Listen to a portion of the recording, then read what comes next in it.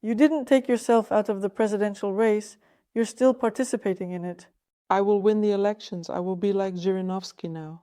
The doctors just put me into a coma.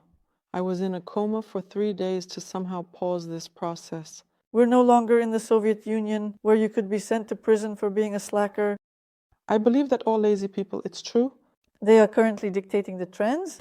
they want creativity. And they all demand results from them. Let's stop jumping around. You keep jumping around endlessly. We can't linger on any one topic. Let's at least dive a little deeper. Everything is determined by the state. No. Hello, my dear friends. Today we have an amazing guest in the studio, a hereditary witch of the 7th generation, the 2024 presidential candidate, and businesswoman Rada Russkikh. Rada, thank you so much for finding the time to come. I would like to talk to you about your life and story because you're a witch and a presidential candidate and then a businesswoman. And here it says that you were involved in healing, exorcism, and then you moved into business. I don't understand what this fascinating story is about. Let's talk. Hi, yes. Well, I can clarify right away. I've never walked away from anything. I always do everything in parallel. There isn't a topic in my life that has started and then collapsed. So I start and then they, keep adding more and more parallels. So basically everything listed is still relevant. So this hereditary witchcraft, that's part of you. You haven't stepped back from being a presidential candidate. You continue to participate in that prospect. I'm going to be like Zhirinovsky now. A businesswoman is how you make money. I understand that there are even more parallels. A lot. I add about 2 or 4 parallels each year. You're quite multidimensional. Well, please tell me, how did you decide to run for president? It's actually, in fact, quite a bit of a murky story. Why? On May 20, 2022, I had a spontaneous enlightenment. Well, that's what it's called. I woke up.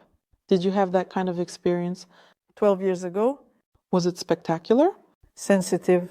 But mine was spectacular because in one day, all my superpowers spontaneously opened up, even those I had never heard of, even though I'm familiar with the topic. For example, which ones? I gained claircognizance, clairaudience, clairvoyance, and clear sensing. Cool. And what do you see when you look at me now? I closed everything off because it's impossible to stay in that state. That is, at one point in time you receive terabytes of information and you don't fully understand what it is now. So your sense of time starts to blur a lot. You can't see the difference between what happened in the past, what will happen in the future, and what is happening right now. They just, throw you into all dimensions at once. Everything all once. Yeah, for real. And it's incredibly confusing. So for the first 3 months, I couldn't do anything at all because you don't know who you are, where you are. You remember all your lives, meaning your memory membrane opens up. You remember how the universe is structured, how it was created, who you are at all, what you're doing here, and how it all works. And it all happened in an instant. So how did that happen? Well, I mean, why? Not how, but why did it happen? It's a spontaneous experience. So you weren't prepared for this. I wasn't prepared for this at all. I get it. I've spent my whole life in esotericism, fasting, and I also do everything with myself, like anyone who's interested. There. I did various practices and different training sessions with myself. I didn't see a difference between esotericism and business. I just love to constantly tweak, lubricate, and improve something within myself. And then, when this happened to me, I understood why. But the day before, there were no signs at all. It was a specific cosmic event. But the day before, there were no signs at all. It was a specific cosmic event. There are so-called eclipse corridors, and there are planetary parades. And this event happens when several dimensions align in such a way that there is a passage between them.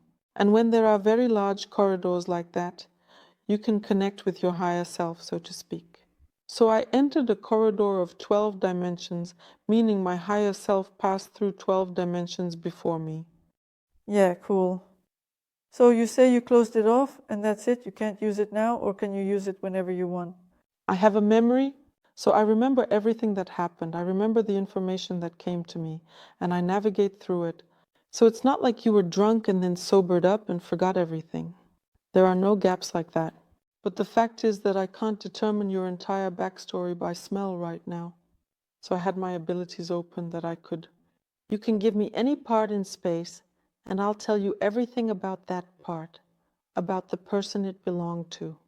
It's like our genetic code. If you take it completely, you can tell the whole story of the creation of a specific branch of the family.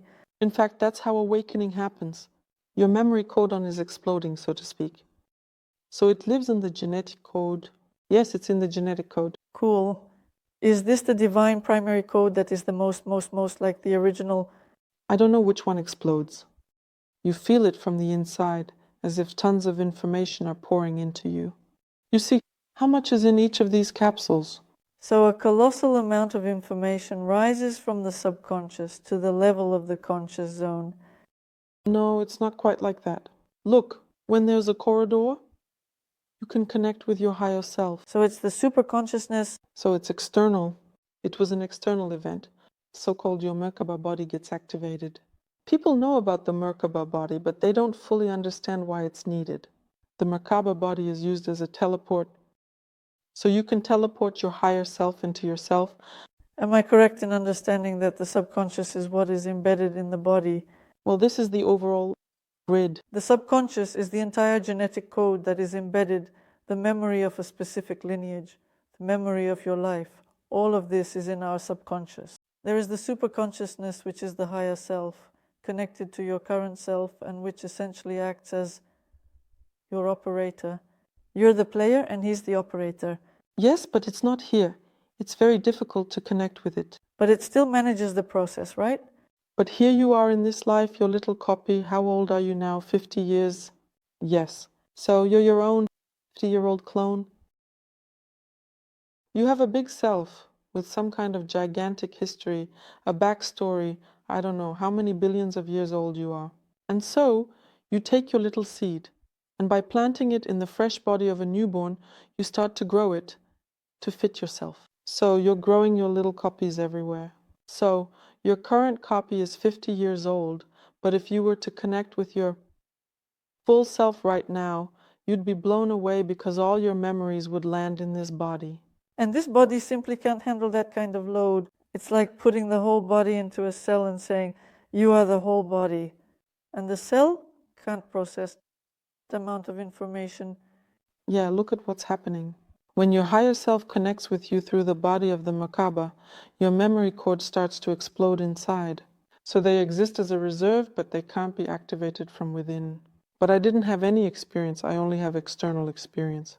When I, as the highest essence, entered me, which is billions of times bigger than me, it just starts to tear you apart from the inside. Your proteins are spinning, something is exploding, you're just boiling. So my body was boiling for 8 days. And on the 8th day, I started to spontaneously combust. Well, you know, when you transition to the rainbow body, it's actually nothing amazing. I don't recommend it to anyone at all. I don't understand why everyone is striving for that. The doctors just put me into a coma. I was in a coma for 3 days to somehow pause this process because I was starting to fall apart. Do you know what a regulated reboot is? No. You don't know. When you know when to reboot, and you intentionally go into a brain shutdown so that the system can restart? Oh, well, I did that once through a long anesthesia. Yeah. Yes, I was under anesthesia for either 11 or 13 hours. I found consciousness in it because inside I was literally screaming at myself that I urgently needed to die to reboot. And I found this option. In the past, sorcerers and healers, those who didn't even know they were sorcerers or healers, when it was time for them to reboot their code to unpack some super abilities, their lives would lead them to a near-death experience. They would go into a coma, experiencing a super experience. So like, that's it, I left life and I came back to life. Or they would receive a tremendous trauma when the body couldn't handle the tasks, and it would also shut down. So the body's task was to completely shut down, like a biocomputer, so that the brain wouldn't control anything, to remove the old matrix, install a new matrix, and reinstall the program. And I realized this 2 years ago, that it's not necessary to go through a near-death experience through spontaneous processes. You can do this in a controlled way, And when I get the feeling that it's time to go for a near-death experience, I find a reason for how I'm going to do it, and I get a few hours of anesthesia, reboot myself, and move on. Yeah, well, I also have this inner, that is, first they downloaded this knowledge from me, and then I realized that I needed it again. And so, 3 months after the first experience, I left and completely rebooted for the second time.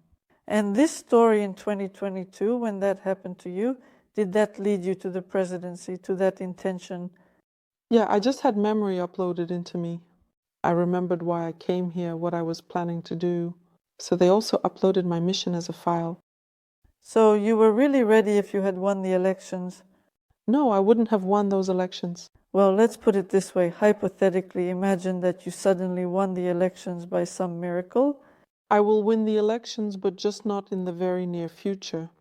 It's a long journey. It will take me about 12 to 18 years. So it wasn't a PR stunt, like I want to be famous all over the country and gain some kind of rating from it. No, I'm going through the Overton window. Do you know what the Overton window is? Well, tell me. The Overton window is a process. Well, I generally consider everything in life to be marketing. I think it's a kind of marketing process where something initially seems unthinkable to people. With probability. Impossible. And then you chip away at this massive idea into small pieces and feed it to people bit by bit. And in the end, when they, what is that called, propaganda? When they finish eating this dish, it seems to them that it's basically quite normal and possible, yeah? Yeah, propaganda is a tool. So our viewers understand the Overton window is everything that is currently unacceptable for you. If you allow this into your life every day, today, yes, but no, tomorrow, yes, no, yes, no, yes, no. And at some point you'll say, yes, why not? That's the window when the unacceptable becomes acceptable through repeated events. It becomes our norm. That's the window when the unacceptable becomes acceptable through repeated events. It becomes our norm. The most important thing is to break it down into pieces. So don't give them the same piece every time. You know, first the water is at 1 degree, then the water is at 2 degrees. And basically that's how we get to 100. That is, you increase the degree of this event and they gradually get used to it. Well, it's the same as drinking poison little by little, and then you build up an immunity to it. Well, friends, Rada is really going to become president. In what year? What time is it now? 24th. The next election is in 46. We have elections every 4 years, I think. Now you've said it 6 times, right? 6. Yeah, I think it's about 6 times. Well, that's perfect because it's even easier that way. I actually think that a 4-year term is not, well, it's really inconvenient. So it's possible, you know, to get up to speed on things that quickly. And then, God forbid, if you have to leave right away, then 4 years just seems like a waste to me. So how are you preparing for the presidency? Well, I'm currently getting an education on this topic, boosting my hard and soft skills. You say that every year you add a couple more competencies that you develop to be really versatile, to understand everything and be knowledgeable in all areas. But I understand that this is somehow related to business, to money, because without it, no matter how cool you are, if you're not doing business, if you're not making money, you won't get very far. Everything I have is based on business, so I'm self-made. I paid for everything myself, including the elections. And including all the businesses, all the real estate. No one has ever taken anything from me. So I've been working since I was 11, and now I'm 40. I have good experience. Well, and an advantage in some areas. So what did you spend on the elections? The most expensive part is the first day when you need to gather those 500 signatures. I think it costs around 7.5 million. Well, that's the rental of a good venue, of course. There's catering. You need to meet everyone somehow. All sorts of printouts. Then there are the notaries. There should be quite a few of them, right? Light, equipment. Well, you know, it's like organizing a small concert for yourself. This is the most expensive first step. And then, well, about the same amount was spent during the elections. I had no money left there, so I went with what I had. Well, I understood perfectly that this was just the first milestone. And how were you received when, well, like, do you want me to be honest about what I saw? I'll be completely honest. So when the elections were happening and, you know, there were presidential candidates, and then this girl appears looking quite unconventional and she's running for president. And my brain is giving a, well, understandable reaction. Like, who is this? Is this woman running for president? Is she serious? Or is this some kind of joke? So for me, it was a joke on your part. I thought that most likely this was a PR move to boost her social rating, to spark interest in herself, to become more recognizable. It's a very convenient position because it allows me to get through a lot of places, so people don't take me seriously and they give me a break everywhere. You know, like a meme. If you want people to expect less from you, tuck your jeans into your socks. This is that now I know how to behave. Anyway, next time we'll be shooting in Ginzel in Moscow. Listen, really, you know, if I were very serious, if I was always there with a serious face, there would be some other investors behind me.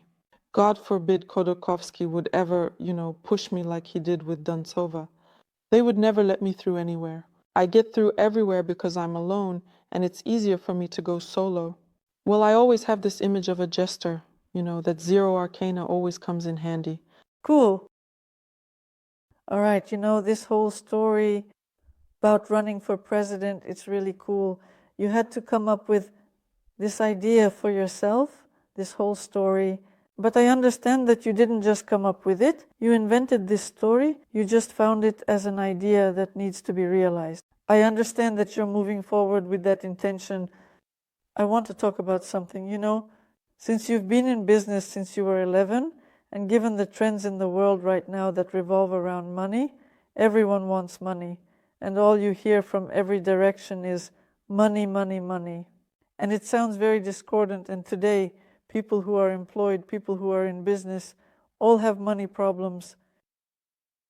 You've been building your relationship with money for 11 years. How are you doing with them now? Well, to be honest, if I'm being honest. Well, I've already lost interest, to be honest. About money? Well, I'm already full, but my psychological age is a bit ahead of my physical age. So, I'm already feeling drawn to gardening. I already want a farm, I want plantations, fields to grow lavender. But you still need money for that, so money is always at the forefront of any idea, any desire. But it's not the top priority. So there's none of that wild money for the sake of money. Of course, that's been gone for a long time. I already went through that stage back in my teenage years, but I have a lot of respect for money because after all, money is freedom at any age. They gave me more freedom at 11 than my peers. They gave me more freedom when I entered university. Can you imagine? I was in my first year, and I already had good experience. I was earning enough to rent my own apartment and buy myself trendy clothes. And I'm paying for my education, but that's great, it's nice. You become that nice person much earlier. When you have money, you become that way much earlier. Have you noticed that people who have had money for a long time are often pleasant? For me, it's a warm atmosphere. I like these people. So listen, let's talk about money after all. It's like talking about why many want it, but few actually succeed, even though there is more than enough money in the world, especially digital money. Right now, it's just like an uncontrollable reality. But they set the wrong focus. Most people earn just to survive. I survived, I did well. They earn to survive. The first phase is that you survived. The second phase is that you feel proud that you survived. So you also have to show off a bit, like you survived in a special way, like you survived really well. It's like you have something cool, cooler than your neighbors. But usually it's measured by some nonsense. So what's wrong with that? You spend time on this because there isn't much money involved. No money in survival. No, there isn't much money in survival. So how do you move from small money to big money? You need to focus on professionalism right away. People who are professionals are always in demand. They get paid well, and they can manage their time more freely. They always have more freedom than those who are just surviving. A professional can set their own price, can create their own schedule, and can build more horizontal relationships because a professional is always treated as an equal. They are never looked down upon. So cash goes to the personality. No, still, personal brand and professionalism are not the same thing. But wait, if we're talking about personality, then we're saying that there's a person who has skills, personality traits Because I might have skills, I could be a pro in some field, but if my personality traits are lacking, then those traits will become the weak point that limits my strengths, some of my biases. I've met a lot of people who are real pros in their field, but they can't break out of poverty just because they have this mindset of, I'm a pro, I know my worth, but no one wants to pay that price for me. I understand. Okay, then let's move on to the question about composition. The first thing to separate is the personal brand and the personality. I'm just talking about personality right now. So that it's clearer for the viewers, a personal brand is when someone is very recognizable to you. You've seen or heard of them somewhere, but that doesn't mean they're a professional. It's just personal brand. Where does a personal brand come from? You can ride on a lot of things. You can also ride the hype. For example, running for president. I can't say that it brought me any amazing fame. I know you from there. +1. How many subscribers did you gain when you ran for president? Not at all. The reach has increased. Right now, people are reluctant to subscribe to anyone. Their social media is already filled with garbage. They're tired of other people's content and other people's meanings. Right now, there's a trend. Listen, they subscribe. Well, they subscribe and then unsubscribe. So I can't say that I've grown. I was the same size before the elections. I already had those same 500,000. Do people spot you street? I've been recognized on the street for the last 20 years. I've been working on my personal brand for a very long time. So your personal brand is still based on professionalism? These are different things. There's a separate personal brand. That's what you're known for. But that doesn't mean you're a pro. And that's if before, people associated professionalism more with hard skills, like having a solid niche and being able to do things with your hands. You know how to fill out all the paperwork. So, you have that classic educational background. Before, they didn't include software skills in the concept of being a pro. Now it's essential. You can't be a professional now if you have hard skills without software skills. And now it's already indispensable. You can't be a professional now if you have hard skills without soft skills. Please explain to the viewers what hard skills and soft skills are. Well, hard skills are your solid skills, your hard competencies. It's what you know, for example, the legislation, that you graduated from medical school, that you've had practical experience, right? It's that you have a steady hand and your mind is trained to perform certain functions, tasks. Socially useful? Measurable. So hard skills are something very measurable, where it's easy to apply some kind of KPI to measure how much you've completed what you were supposed to for some measurable amount of money. And then there's the soft skills, not the hard ones. It's something that's hard to measure. Well, how do we measure, for example, that while you were serving a client as a dentist, you had a pleasant conversation with them? You fixed his teeth, everything is great, everything is functioning. That's hard. And how pleasant it was for him to be with you at that moment. How safe, warm, and unafraid he felt. That's already soft skills. That's something that's hard to measure. That's what I'm telling you. Hard skills are my professional skills, while soft skills are my personal qualities, how I behave in society, and how well I communicate my professionalism to others, making them feel comfortable. Yes, and service is also included in your soft skills. It's just impossible to separate hard and soft skills now. It's impossible. No one in the market sees you as a professional if you don't have personal qualities, if you can't communicate, if you can't maintain boundaries, and if you don't have a variety of intonations. Yes, including that, even the range of your intonation is an essential part of your soft skills, because sometimes you need to say things more firmly, sometimes you need to be more straightforward, sometimes you need to be softer, and sometimes kinder. It's all taken into account. And all of this is now considered professionalism. You can't separate personality from that. That's one thing. And professionalism is something we can work on our whole lives. People often say, well, I have the hard skills, I have this education, I have this internship, I have 10 years of experience. That's it, you saw it, my trump card, and that doesn't work anymore. And right now, at least I'm facing, I don't know about you, but I'm encountering a huge number of people. It's like it was in Soviet times. Back in those transitional times when people had a wide range of skills, meaning professional experience, not just education, they felt left out. So now, having a lot of experience, they want to apply that experience in the market, but either it's not in demand, or it is, but not very much, or they find themselves in a situation where they're doing the same thing they did yesterday, which seems to be in demand, but they can't earn as much as they used to. And the business is falling apart and confidence is dropping, and you don't understand. It feels like you've fallen into some kind of cotton.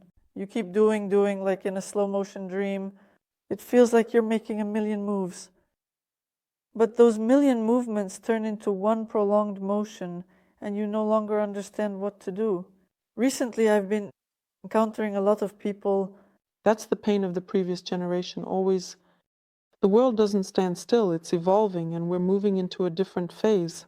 And those who don't keep up are already left behind. And they need to develop their soft skills. They need to shape their personality into a well-rounded individual for their entire life. Listen, I'm talking about people who, on the contrary, are focused on themselves. They are enhancing their skills. They keep developing. They don't stop at all. I mostly interact with people who are involved in creating informational products, those who are constantly focused on self-improvement and enhancing their qualifications, picking up additional skills. And they say, listen, what's actually happening in the market right now? Why has everything that worked back then stopped working now? Why did the dialogue box issues arise? Why do people stop listening? There's no confidence in what tomorrow will bring. So there's a loss of the feeling of solid ground. Well, look, if we're talking about providing informational services, that's a really fresh branch of business, dating back to the 90s. I mean, just the beginning. The Chinese market? Let's take a doctor, for example. Right now, 2025 is just around the corner. Now, any doctor has more opportunities than they did 20 years ago.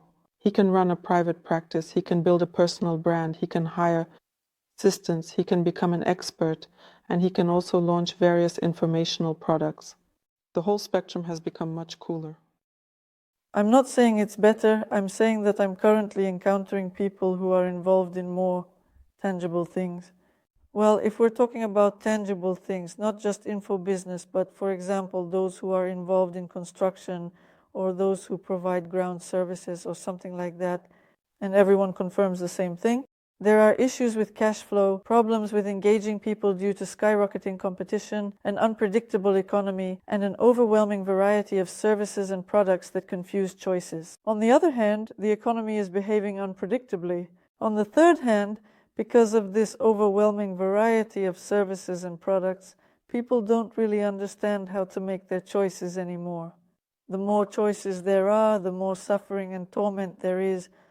And finally, it seems like everyone has fallen out with each other over their work and money, and people would like to pass on their experiences and knowledge, but the younger generation says, we don't want to live the way you lived. I'm not interested at all. So today, the guys literally said that this trend about the youth, the Pepsi generation, no way. They don't want to work or study. And those who are older, over 40, they want to pass on their experience, but we don't have that continuity. What do you mean, no? We shouldn't, even though there should be continuity. The market has become very unstable in all areas. To be honest, in the last 2 to 3 months, I haven't seen a single person who said, wow, how cool business is developing right now, how everything is just full of prospects, and I see this, I see that, I see this. 99.9% of market players are saying, listen, what's actually happening? So these are people who just limit their worldview in their perspective and understanding of the world. Previous experience, do they want to do things like yesterday so that today repeats the experience? Damn. I think everyone is just lazy, really. They're just all lazy, that's it. Well, okay, true. All are working. Well, look, let's take a fresh example, okay? So, who just made a breakthrough? Vasilenko, our wonderful smiling guy from Rostov, remember? This one, the one who attacked. This one, yeah, when they allowed mixing sedatives with alcohol. Laughter. I probably won't be able to do it like that. What a show-off. What a show-off, right? I think it's just a producer's project. Like, well, look, I'm a marketer, right? And I'm a marketer at my own company. And I build all the strategies, including in the info business. I've been in it for 7 years. So I'm like a mastodon of the info business. I go to his page and scroll all the way down. Look at where he started. The person was posting 12 times a day. Many years, I looked at the number of his posts. I regularly manage my Instagram. 12 posts. A day for many years. How much is that? So, look, he has almost 6,000 posts on his page. I've been managing Instagram for 8 years, and I don't have 4,000 posts. Can you imagine how much he posted? And what was he posting there? He's just a crazy workaholic. This is Jana Mori. Everything he's posting now, he's been posting for many years. It just didn't catch on before, but he kept doing it because you can see he's a workaholic. And look, the person in the 90s, it's clear what he was doing. He was probably doing some kind of trading. He was probably selling some kind of acid wash jeans. It's clear that everyone was doing that in the 90s. Then he changed his style. Well, he renovated himself, updated for the times. He got himself in shape. Before he was bald, some kind of scruffy Armenian. He got himself in shape. Before he was bald, some kind of scruffy Armenian. You know, it's like he's from his own... Is he Armenian? In the old photos, he looks similar. And now look, teeth, abs, tanned, all looking good. It's all about aesthetics, you know. Here's a person who renovates and works. And you can tell he's a pro. Everything he has, you know, is perfect. The perfect restaurant. He's perfect. The content is perfect. The picture is perfect. You won't see a single grey photo of him anywhere. And here's a person with a high level of self-organization. And he reminds me of guys who have been gone from this earth for 100 years. So, self-organization, renovation, but to avoid conflicts, regularity. But workaholism, but self-organization is really about regularity and the repeatability of certain efforts. A high level of self-organization. A high level of self-organization. A system, constant efforts. What do you think about the idea that repeated efforts that don't lead to results are the biggest mistake you can make when trying to achieve any outcome? If I take it now, there's a Christmas tree standing over there. On one branch of the Christmas tree, there are a lot of needles. And on one branch, there are a lot of little branches. And if you imagine that there are pine cones growing on the Christmas tree, then a pine cone doesn't grow on every needle. A pine cone only grows on a branch that has already produced a lot of other things. So, each of these little branches represents my neural connection. Each neural connection is responsible for some action, like saying you shouldn't do it this way, and you shouldn't do it that way. But altogether, I need all these needles. Because if there are no needles, the branch, first of all, won't be able to hold the pine cone. So she holds on thanks to this whole story, the framework, right? So, there are no wrong actions, just the experience that we gain. And the development of some professional competence. So again, we come back to the hard stuff, to our primal brain and our system. Our spine, our cord, is responsible for our ability to live at all. We can lose anything like arms and legs, and it wouldn't be a big deal.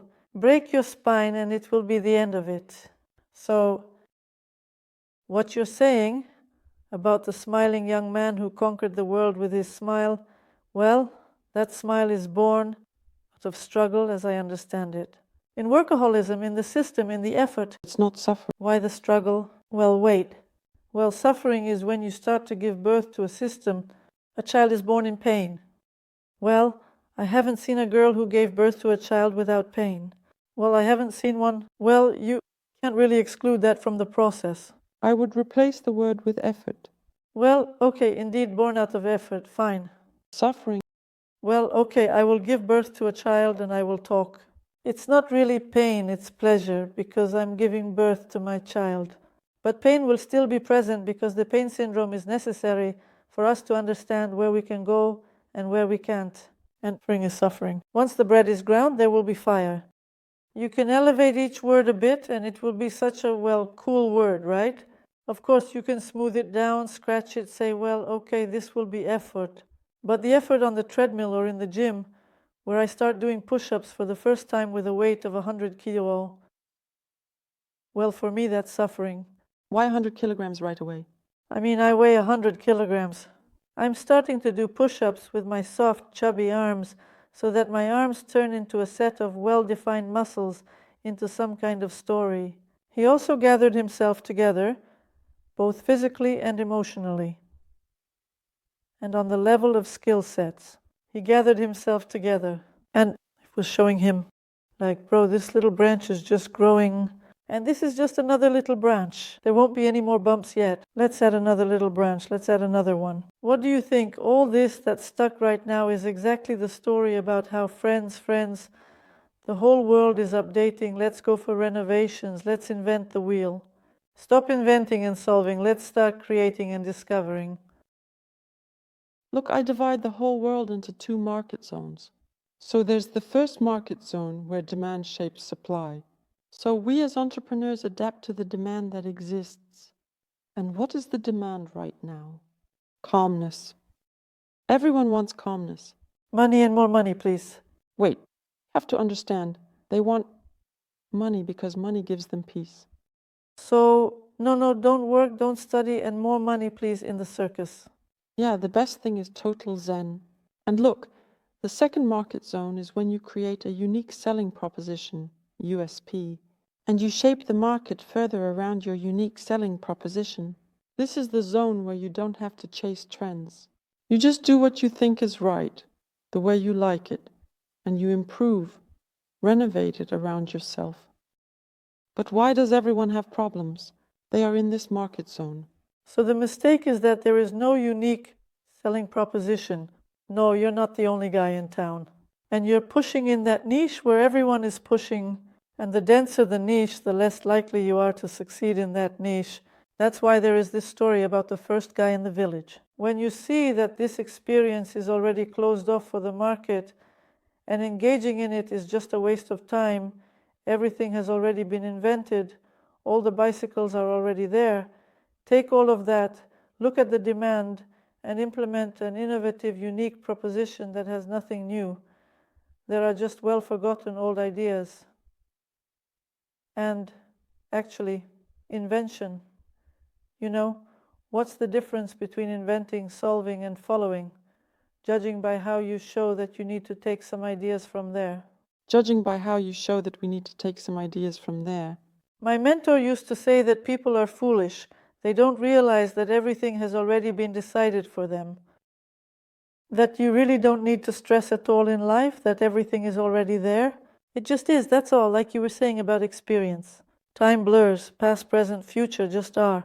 Free the mind from stories, just perform. And the only thing that people need is to free up this space, which is always in some kind of informational story, always deciding and inventing something, inventing and deciding, deciding and inventing. You just need to come and perform. Come and perform. So inventing is when I have my habits, my beliefs, my worldview, and in short, the experience that I have. This is all my previous experience. I have it, and I can take something from there. This is all my previous experience. I'm here, I can take something from there. Well, how do I brush my teeth? I don't need to invent anymore. I can come up with something else based on the movements I already have. I just don't have any others. I can do it this way, I can do it that way, I can do it like this, but I already have all these movements, you know? So I'll come up with something from this. And from this invention, I will look at how to solve it better. So I have some water, and I'm directing one hair to the right, one hair to the left. No, I'm going to go all messy, you know, like this. And to invent is when I have no experience at all, what you say, to compete. I don't have that experience here. And I think I don't want to come up with anything. Well, I've really come up with everything that could be invented. I've already repeated everything, I've copied everyone. I've already done everything that everyone else does. And I even added my own touch, but something isn't working for me. And I say, God, what am I supposed to do? He says, finally you figured out to ask. Well, let me tell you, Mother. And so I'm inventing, I'm discovering something new, unknown, and unclear. And I watch how it flows through me, and I follow it. I explore and learn. And when I'm inventing, we've come to a time, why is everyone asking you everything? From my feelings and how the market behaves, and how our information field is updating day by day, rapidly, literally, we've entered the times of inventors and creators. Well, like I'm inventing, moving forward, gaining this new experience, not afraid that I might grow the wrong branch that won't have a little bud on it. Well, maybe it won't happen, but I will need it. And I will invent all of this. It will just come through me, and I will explore how it happens. And then every day becomes like an obstacle course for me if I start resisting it. So I say, God, how else can it be? I don't know, but you guide me. God is the way. He shows the way himself, and he is the way. I don't know, but you guide me. God is the way. He shows the way himself, and he is the way. And he says, well, like this, and you get up and everything goes not according to your plan. Here, you lose unnecessary connections. Here, your business collapses. Here, something else happens. I'm like, what do you mean? You didn't sign up? Please rewind it back. They tell you, no, mother, come on, look. Your path has cleared up. Go. Freely drop that suitcase without a handle. Why are you stressing out? Relax. Look at how much new stuff is ahead of you. This is greater. It will emerge from the material. It was cozy here, comfortable. They fed and watered us. Everything was great. Well, here's a whole world, so you choose. Either you'll sit here or you'll tumble out into this. Well, it's going to be a bit painful. You'll have to cut all of this out, all of it, and the first light and the first shock, and you'll live through it. But what can you do? But when you start to understand the essence of this thing, like, oh, I need to invent, right? And you can just go and not stress out and just enjoy what's happening. Well, just stop being afraid of it. But when you start to understand the essence of this thing, like, oh, need to invent, right? And you can just go and not stress out and just enjoy what's happening. Well, just stop being afraid of it. That's when you see opportunities opening up for you all at once. It turns out that you didn't really need that business anymore. It turns out that all your skills are needed right here. It's a higher level and the breadth of the space is greater. But you let yourself go and you moved on. What's the point of repeating the same actions for 25 years, hoping that eventually they'll yield results? Well, why did you grow those needles? Well, that's it. There's already a branch, another branch, another branch. And on each branch, there will even be a cone. Somewhere, a cone is definitely going to pop up. But first, you need a lot of branches. Well, it seems to me that you can actually grow a cone right away in today's realities. You mean a cone grows right out of the ground? I think you can go straight to the STP. True. So you can gain half a lifetime of experience in the overall market system. Yeah. So that's what I'm talking about. The market, as it was, has already realized itself. The tree has already grown. You already have all the necessary experiences. You don't need to invent anything. I mean, to come up with something from what already exists. Just take this as a foundation and invent a bicycle that you didn't even invent yourself. After all the scientists, they made discoveries. They didn't come up with them for themselves. They couldn't come up with them. There an apple fell on Newton's head. And then this came. Mendeleev dreamed of a table. He invented it. He invented it. And he just passed it on. And all genius people, they are inventors. They either come up with ideas or they don't come up with anything at all, really. The rest are already coming up with ideas based on what has been invented. They take what exists, something that someone has invented, and start using it in various ways. They just remember, they recall, they don't invent anything. They did this before in other worlds, they just remember it. So, what is an invention? It's when you gain original knowledge, you gain it at this earthly level. I can't gather everyone uniformly. Not everyone experiences this. Not everyone is capable of it. What about the idea that there is a spirit that took a part of itself, the soul, and placed it in a body, and that connection with the spirit cannot be broken, at least because if the spirit lets go of itself, well, if I cut off my finger right now, then what? The finger will be done for. My hand will still be there. And the finger will be done for. It's a specific program that runs through the channel for a particular incarnation. After all, why does the spirit transplant itself into a body? To gain experience? He can simultaneously gain experience in many bodies.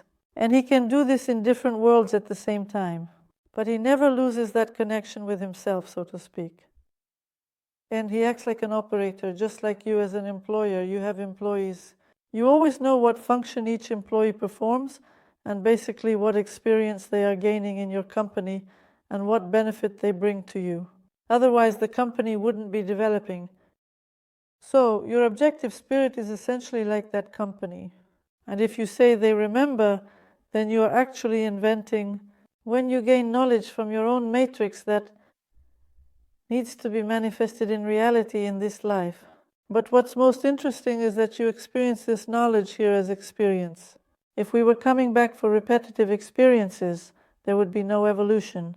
The spirit incarnates to evolve. Do you differentiate between earthly star souls? To be honest, I won't say assume, I know. I assume and allow that the soul goes through all experiences from the tiniest particle, just like we have atomic particles, to the state of managing higher worlds, like the macrocosm. And basically, we are currently in all dimensions at once, even if we don't realize it. But our conscious mind is active right here, while everything else is stored in the super and sub, in the unconscious. And when you say that the codons are unpacking, your super and sub are activated, then the physical form can't handle it. But our conscious mind is currently active right here, while everything else is stored in the super and sub in the unconscious. And when you say that the codons are unpacking, your super and sub are activated, then the physical form can't handle it. It's too much data for it. It's not designed for that. Or it needs to be upgraded to a state where it can process such volumes of information. This is too much data for her. She is not designed for it. Or it needs to be upgraded to a state where it can process such volumes of information. Because this part of us is still underdeveloped in terms of its design and likeness. It's still in a state of development. This isn't even the limbic brain, which works almost 24/7 without a battery. He doesn't care at all. It hardly needs any energy because it's automatic in your system. Let's get back to money. We need to shed some light on the topic of money. We've gone so far now. No, wait, we're actually approaching it very gradually and in detail. I'll put it this way. In the first part of the market, there is quick money. That's what everyone wants. Everyone wants quick money. They think it's easier. In the second part, the money is more interesting, more appealing, more enjoyable and meaningful. And basically, you can also get into some popular field, start gaining some skills, and become a professional there. So it's about doing your job well in all areas. We're adding a service there. And now, thank God, care services are emerging. Not support services. The formulations are changing, and those who can't handle the volume of tasks and can't do it well will run off to the next interesting, shiny topic in the air. But you can stay in this zone, become a pro, and earn quite well. But people are lazy, and they don't want to do things well. They want to rush in. Yeah, everyone was rushing for GDP right now. They say, it's easy to make money on VB. They rushed in, got overwhelmed by the amount of work, and ran away. But I came in. I'm going to tackle this tough job, and I'm not planning to move anywhere from here under any circumstances. Well, of course, my money will grow there, and I'm getting more and more professional at it every day. Lazy people don't have money, so they rushed in. Oh, it didn't work out quickly. I tried poking around 3 times and then ran away. They're just lazy. Listen, no. I've seen people who aren't lazy, and they've been doing business in the country for a long time. They have a certain financial weight and even political influence, and yet they face the same challenges in the market as those who, as you say, are lazy. Well, that means they lack some important parts that are currently needed in the market. So, you mean that the changing market requires constant internal updates? So what are you doing? External or internal? Professionalism is broader. It's beyond emotionless work. Government updates as retail excels. It's no longer just that you can do your job there dryly, without emotions and without anything. Right now, for example, I'm studying politics, and the agenda is that the government is trying to renovate itself, because retail chains have surpassed it in terms of service and quality. Nobody wants to go get services from the government because Vukusville does it better, Even the governments are trying to renovate themselves now, and they're doing the right thing because, honestly, people have tried some good services somewhere. They've realized that there can be attentive service, that things can be fast and of high quality. Can you please tell me what to do? So today I read another news article that before the new year, young employees are refusing to work. They're no longer interested in breaks, coffee, pastries, or anything that companies come up with to improve employee satisfaction. They're not interested in higher salaries or more flexible schedules. They just say, we don't want to work. What to do? Well, just don't work with them. You have a choice about who to work with. No, but you can't find employees to serve the customers who just came into your store with the same vibe. Well, this is a question about this fast market. Why are you growing so fast? That you're not managing this growth on your own. Grow gradually. But what if the market itself is already dictating different rules of the game? In a fast market, there's always that risk. Nobody wants to build a niche business. Here, artisans create something unique, something small, something very brief, where the client is very close to the core, for example. Everyone wants that huge thing that's unclear how to manage. But why? Look, if you take a look at the market right now, well, we're grown-ups already, right? And we can go on for a long time and persistently. It's ingrained in us. We're strategists. We're ready to spend 5 or 10 years building our skills and generally improving ourselves and so on. But the future, in the grand scheme of things, isn't really about me or you. The future belongs to those who are coming up behind. And behind us are the 20-year-olds, the 14-year-olds, the 15-year-olds. The future belongs to those who are coming up behind. And behind us are the 20-year-olds, the 14-year-olds, the 15-year-olds. And they are now setting the trends. And the trend is that they don't want to go to work like at all. And that's the trend. And the trend, you can argue, debate, and try to force them, but you know it's unrealistic. It's unrealistic to force a child who has grown into a young adult to do something they don't want to do. We're no longer in the Soviet Union where you could be jailed for being idle. And maybe young people are telling us right now, friends, that it's time for you to change the market. Maybe it's time to stop giving us jobs that we don't really need. Maybe it's time to stop imposing working professions on us. Maybe we're not slaves or robots. Do you have artificial intelligence over there? So make him do all that work that artificial intelligence in the form of robots should be doing. And adults say, oh, artificial intelligence will take away our jobs, it will take our jobs, how will we live? And the youth say, let it take that job. I don't want to deal with this. They want money not because they are bad or lazy, but because they want to live differently, you know? And that's okay. And I completely agree with them on this. I also want to live differently. I also believe that there's no point for a person to go to work from 8 to 5, or from 8 to midnight, or even work all night. It would be great if a person focused on themselves. It's great when a person develops themselves. A person has a colossal amount of untapped super abilities hidden within them. Why shouldn't a person focus on themselves and let robots handle the work? So where's the contradiction? So when you say that they are lazy, that they don't want to develop this, they don't want to develop that.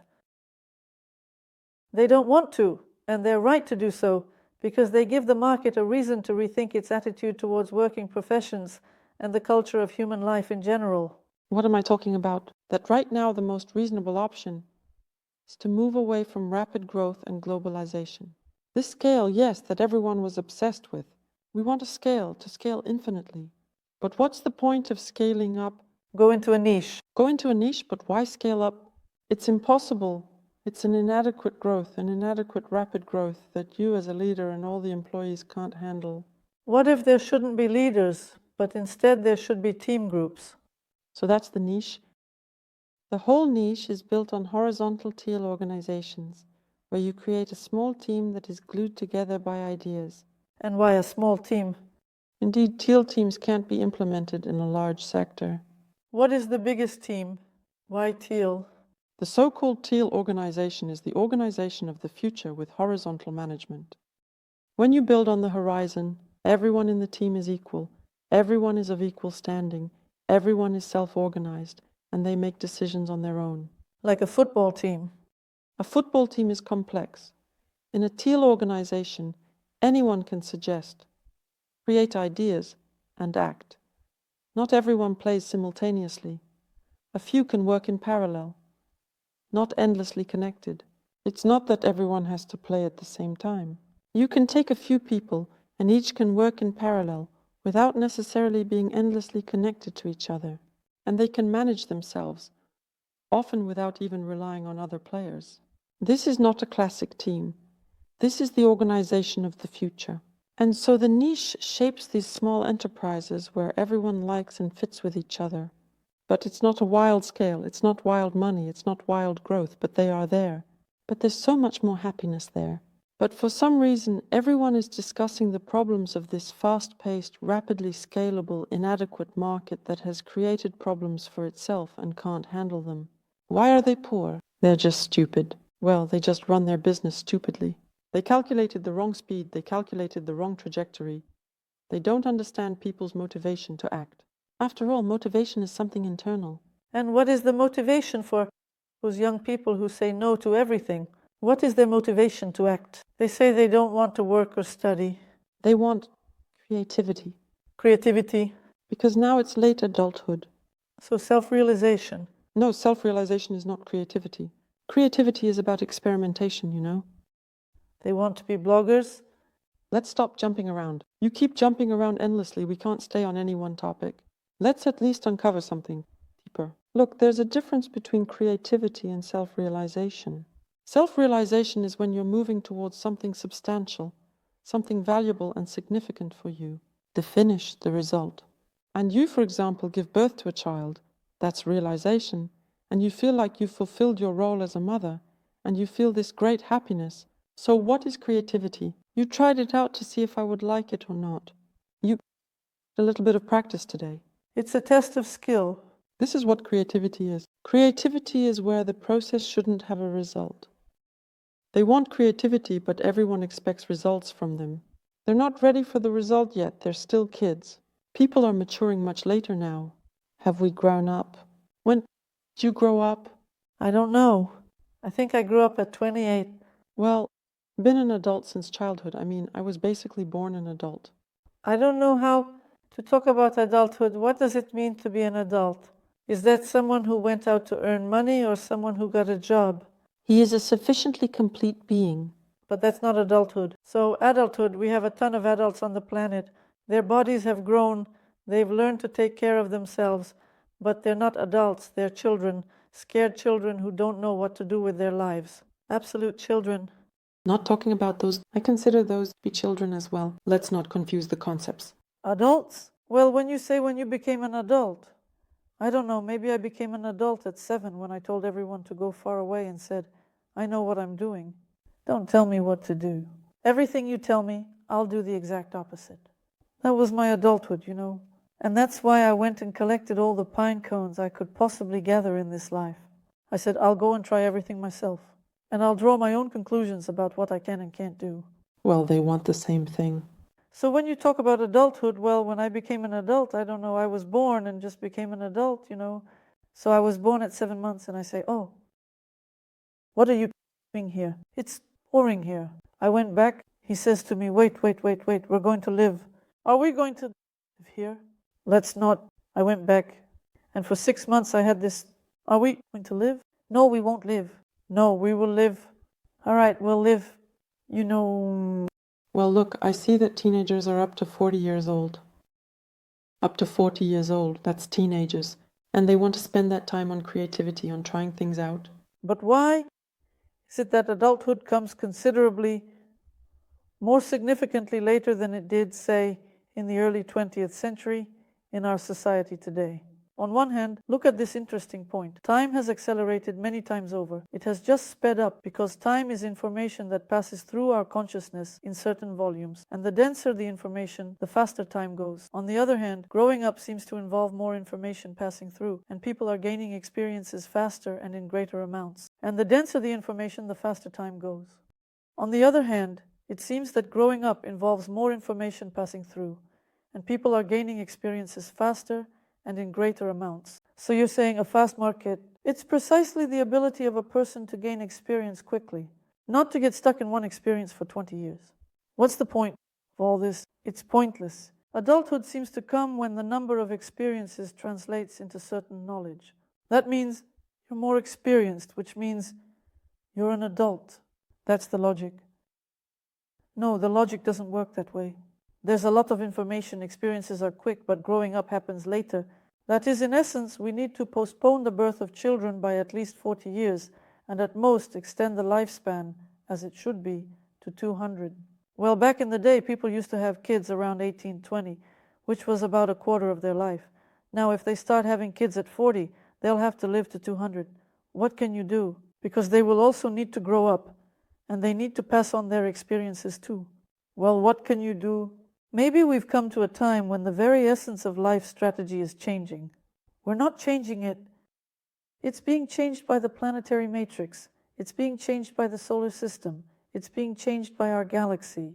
We are part of a system that moves through resonant frequencies in space, and we've entered a different resonant frequency in terms of planetary precession. We've entered a different resonant frequency. Here, quantum mechanisms take priority. They govern the situation. And a person who doesn't understand quantum mechanisms doesn't grasp the essence of the processes. He doesn't understand that the speed and ease of gaining experiences is changing. This is exactly becoming the norm of life. That's why, unconsciously, young people are transmitting ideas about the future, but they're perceived as inadequate for now because past experiences say it shouldn't be that way. And the conflict of planetary processes, which are also not perceived as normal because the planet is waking up, raising its resonant frequency and heating everyone up like frogs in this water with its atmospheres. And there are still people sitting around thinking like, oh, we have global warming. Yeah, warming. It's just that in everything, both in speed and in biological processes, no one understands why the psyche is so unstable, why it has become so fluid, and why the brain is speeding up so quickly. No one understands what's happening. And biology, well, you know everything about resonant frequencies. It adapts 100% to the super, to the micro and macro. We are the middle. And we can't jump out of this process. We can only jump out through leaving the body. So what's happening in the market now is awesome. It's when the global reflects the completion of the previous process. Global themes are when the process folds in on itself, it just closes itself off. Evolution is a point. It has gone through the maximum zone of expansion, and now it retreats to a point and becomes a seed. That's it. That's knowledge, so to speak. And a new process of expansion begins. That's it. That's knowledge, so to speak. And a new process of expansion begins, but it's already a different form of play. The atomic level is different from the cellular level. It's significantly different, but it's all part of the same thing. Well, at a different level of play. Here, the rules are different, the laws are different, and the souls that are embodied in the bodies of teenagers and small children, they broadcast this to us and say, the adults, either do something or, well, do as you wish. But you can't force us to live any other way. We came to live by different rules, and everything will be fast, easy, joyful, and no-no. In the education system that you provide us, we won't learn. In the labor market that you have created for us, we won't work. Invent a bicycle for us, and maybe then we'll do something. They will ban it, and we will go invent it ourselves. And they will do it. But I don't understand what the conflict is about. No, there is no conflict here. When you say that the market behaves this way today because someone is lazy or someone else is something else, the market behaves this way because the very nature of life behaves this way. But since we solve problems based on what we understand about life, we can't solve them while being inside the problem itself. We cannot solve it by being part of this task. If you are an addend or a factor, how will you solve the problem? You need to step outside the problem, and then you'll be able to solve it. And so your vision, you saw in 1922, you saw the strategy for the development of the state, which is why you decided to run for president. What does the strategy consist of?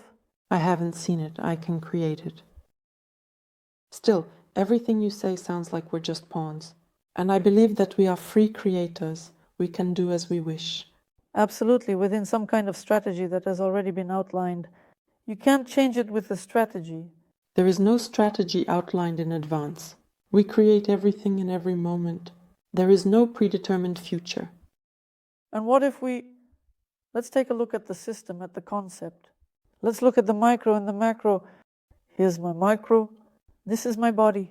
Isn't this a system? Well, the circulatory, nervous, organic, skeletal, muscular, and hormonal systems such as this system operates according to certain laws. Can I cancel these laws? Well, I have the right. I do. Basically, I can use this system however I want. As I can, as I want, as I like or dislike. Can I introduce information into this system that doesn't exist in the universe as a fact?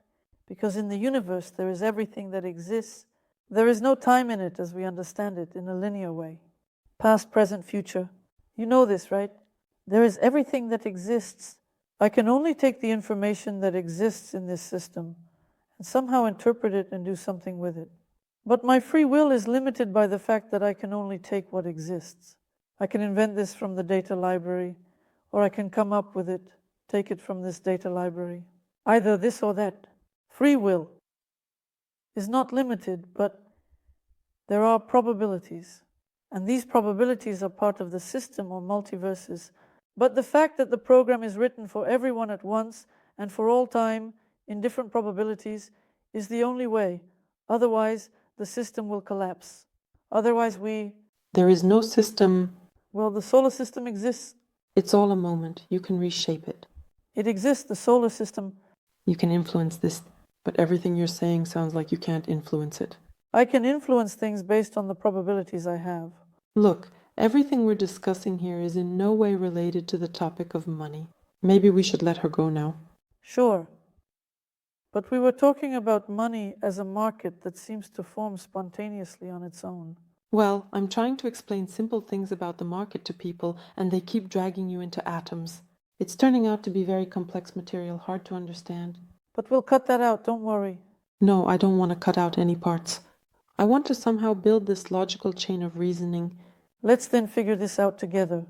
There's an old market. It's a dinosaur. Well, there were dinosaurs, then mammals took over, right? You're talking about globalization like it's about dinosaurs. They're very big. No, they're just not very reasonable. Well, dinosaurs were also big, not very reasonable. Do you know why they went extinct? Well, we definitely don't know. Because evolution, when something becomes a threat to the entire system of development, it gets leveled out, and the little pencil-like creatures come to the surface. These mammals that were sitting in their niches, in their burrows, feeling oppressed by the dinosaurs.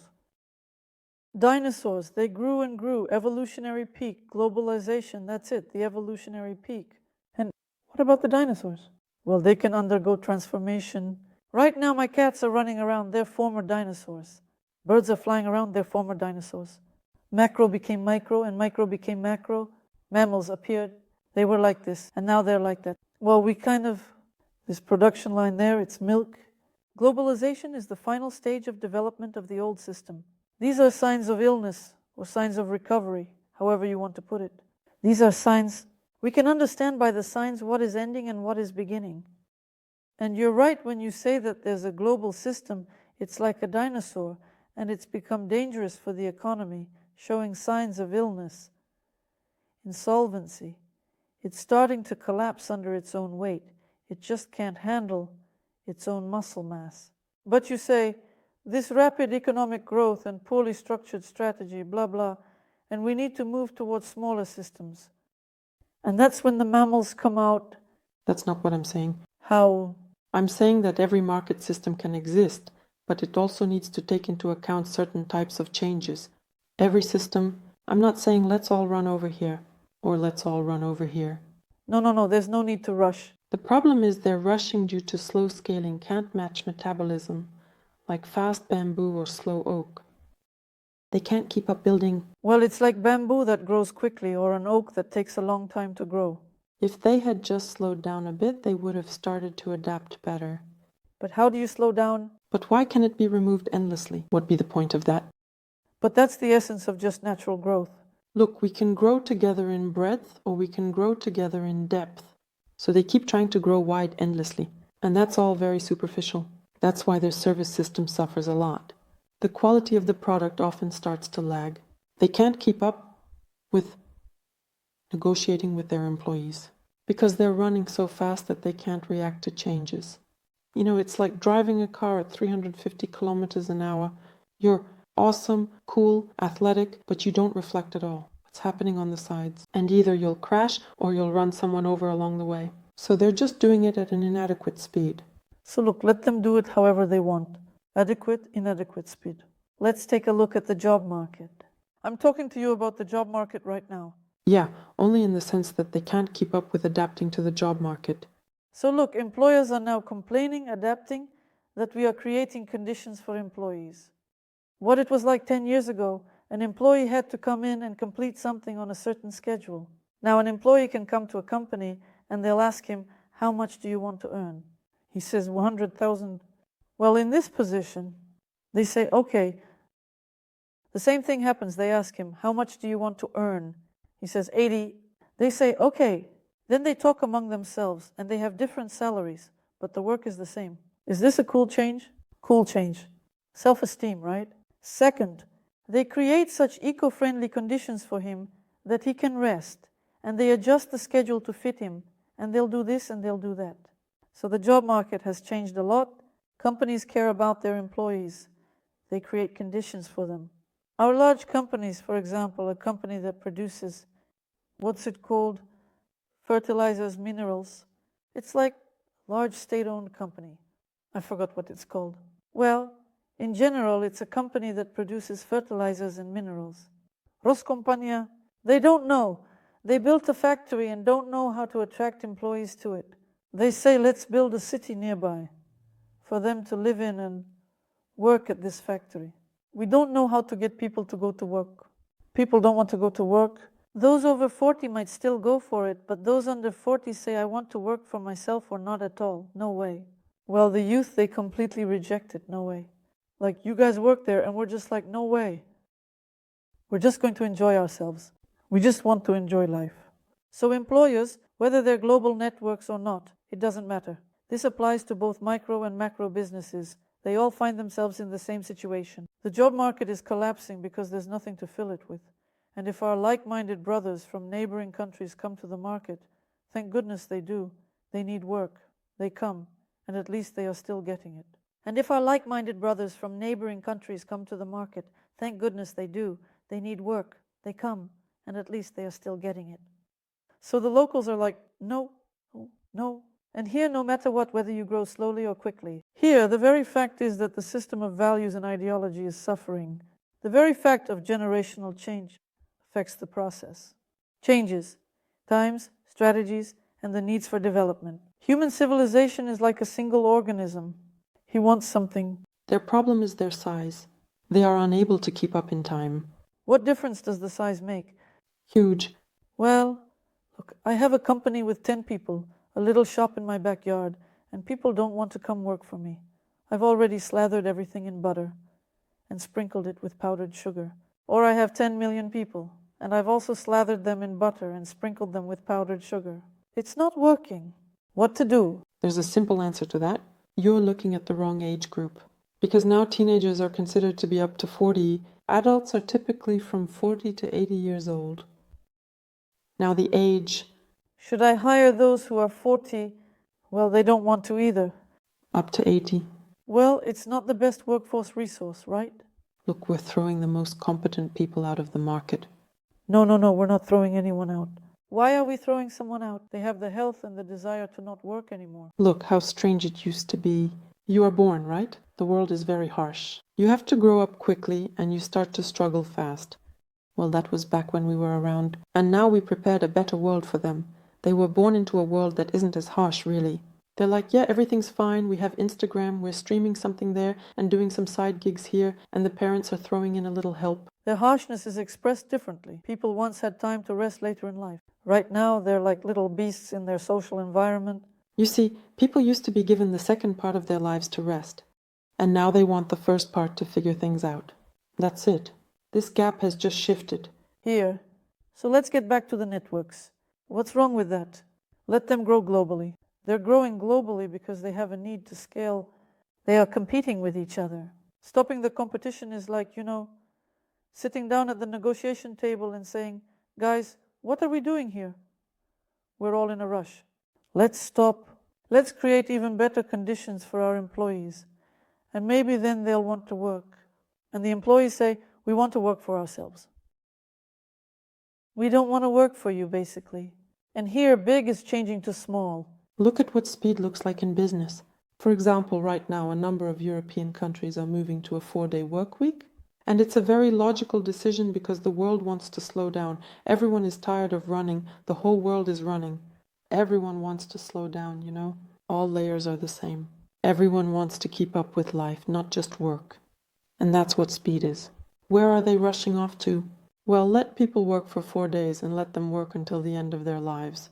Why tell them that they can't work for us because they're retirees? You need to have time to think it all through. And they're growing so fast that they don't have time to strategize. They don't have time to think. They don't have time to make adequate decisions for the current situation. So what's the situation? Why is everyone in such a hurry? So is it not everyone who's in a hurry? Is it the time that's like this? Aren't people the ones in a hurry? We just have completely different perspectives on reality. You think that reality happens outside, but I believe that each of us participates in it from the inside. No, I don't think that's reality. Outside?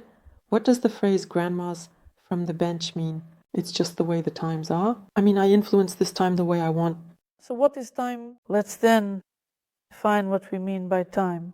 Well, this is the king from reality today. I can influence it. But if you have a Kozyrev mirror, then you know that Kozyrev defined the concept of time as the energy and information that comes to Earth for those who live on this Earth to master. So time is a specific program that comes to Earth for those who are playing this game to master that information and energy. Do you understand? I'm saying that the times are like this, based on the fact that it's a program. Time.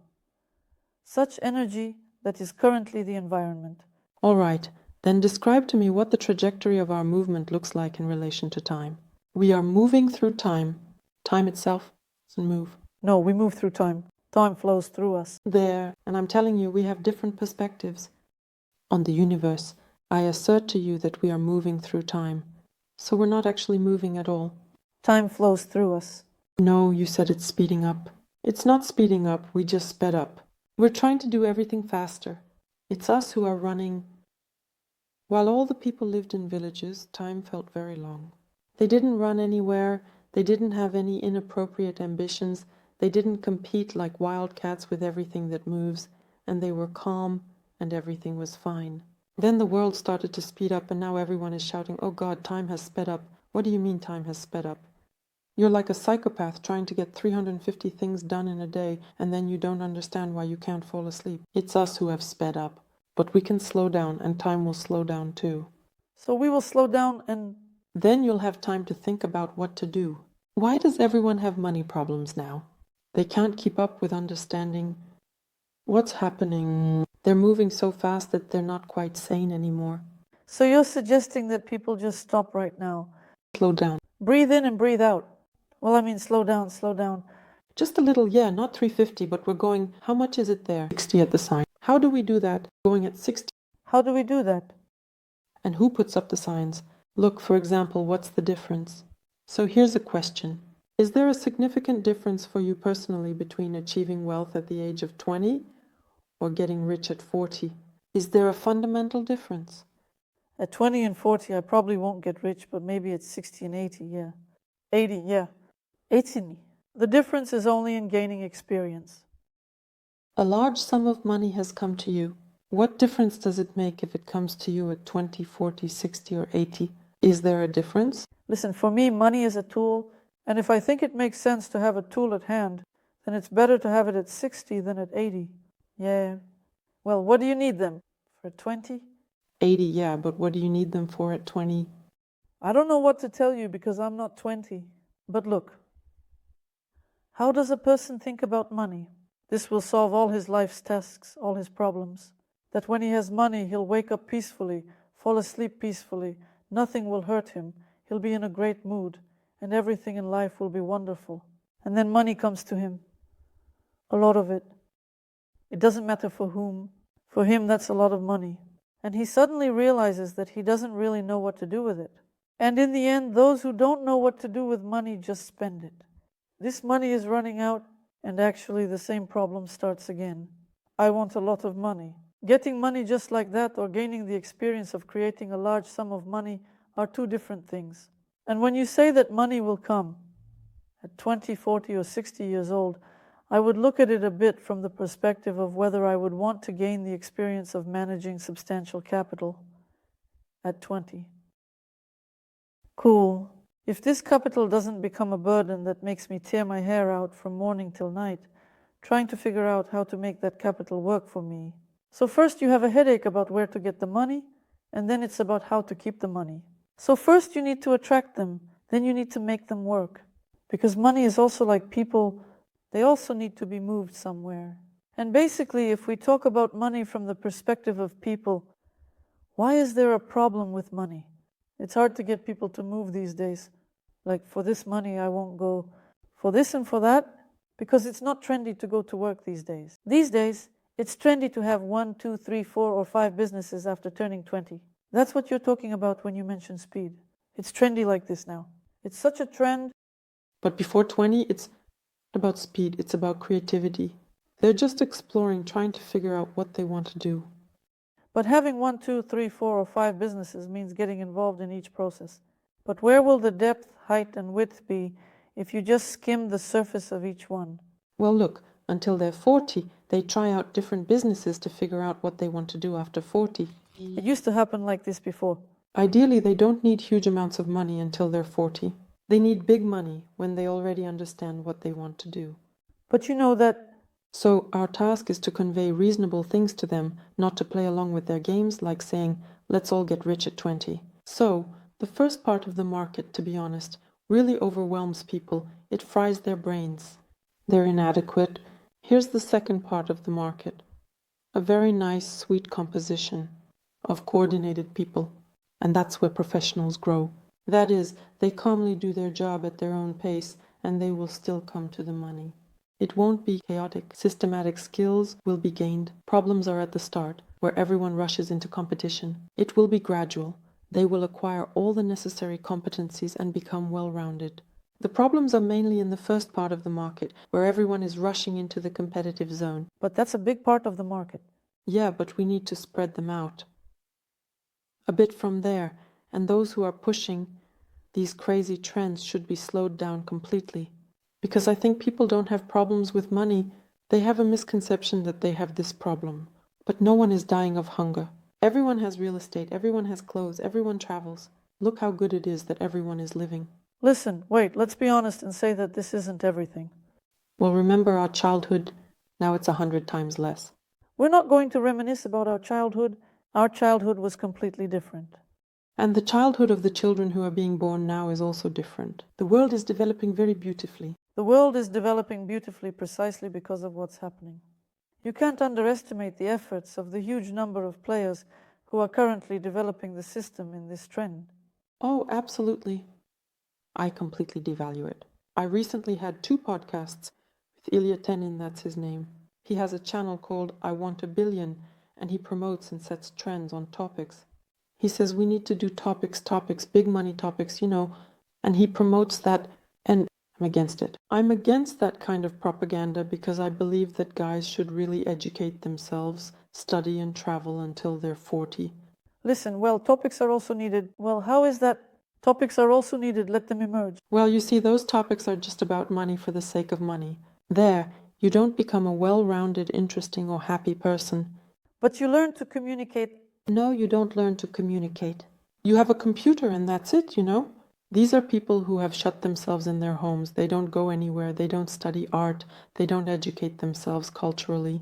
Listen, that's also an experience. Any experience you gain is intended to create some kind of support for what should be done and what should not be done. You can't build an ideal world in a person's mind without diverse experiences. These are diverse experiences. Yeah, I'm all for diverse experiences, not just everyone focusing solely on money. So why devalue the efforts of some while glorifying the efforts of others? I devalue them because they are so loud, so convincing, that young minds believe them. And they think, why should I develop in a well-rounded way if I can quickly make some cash and become a parasite in this life, doing nothing ever? There's no beauty in that. I have 2 teenagers on my team, 21 and 20. This is my son and his fiancée.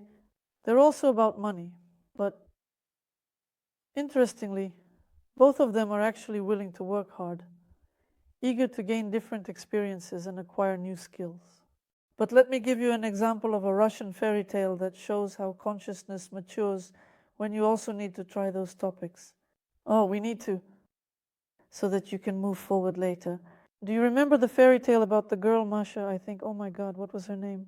Well, okay, Masha and Ivanushka. Usually it's like this, Alyonushka and Ivanushka, right? And mom and dad went somewhere to the market. And what happened was Ivanushka ran off somewhere. I don't know. He went to drink some water, turned into a little goat. Where the stove was, where the river and the apple tree were, she approaches the stove and says, "Stove, stove, have you seen?" She says, "Eat my pie and I'll tell you." She says, "Eat the pie and I'll tell you right now." You know, when we talk about clip thinking, it's considered bad among young people. It's bad at the lower levels. Lift it up higher and you'll see that they have quick thinking. So, like when I ask Anya, "Vanya, what do you want?" I'm really curious about what young people want, the ones who are developing, learning, getting a profession, and working somewhere. She says, "You know, I don't need 3 weeks, 3 months, or even 3 hours to be told why I need to get off my butt and go do something right now. I don't need you to tell me anything. Just tell me what I'll get from it and what exactly I need to do. Here, eat a pie and I'll tell you. Do you understand? I'll go and do it, and I'm interested in this." She says, "I don't understand why someone needs to be convinced for a whole week that it's really beneficial for them to do this, this, and this." That's the problem with people in their 40s and older, 40 plus. When you're sitting there explaining to him, you need to do this, this, and you know why you need to, because of this, and do you know why this is? And he will sit there and think, relying on his previous experience. Yes, to do, not to do, must not, want, don't want. And you sit there talking to him for hours. Then you got him all fired up about this topic. He ran off, made a leap, and sat down like, "All right, I did it." What, is everything already happening? And the youth with their clip thinking, you say, "Take a step, take 2 steps, take 3. Will you do it?" This is the kind of result you'll get. You won't get results. Come here, and I'll tell you what you did wrong. You tell me what you did, and I'll tell you what you did wrong. Clip thinking is fast thinking. Fast thinking is good. It easily adapts to any processes, quickly adjusts, doesn't get bogged down by problems, and therefore grows rapidly. So these iterations, branches, neural connections are formed quickly. When you say it, you can get a bump right away. You don't need to cultivate this. You don't need to spend 1,000,000 years on it. They have fast thinking.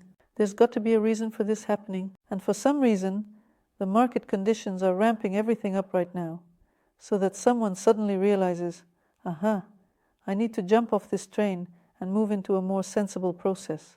But you have to get burned first. The guys are creating conditions. They're creating amazing conditions. It's like, a marathon of desires. Amazing conditions for a person to adapt to the idea that besides physical effort, there's also some kind of magic of the mind. The magic of biochemistry, the magic of the body.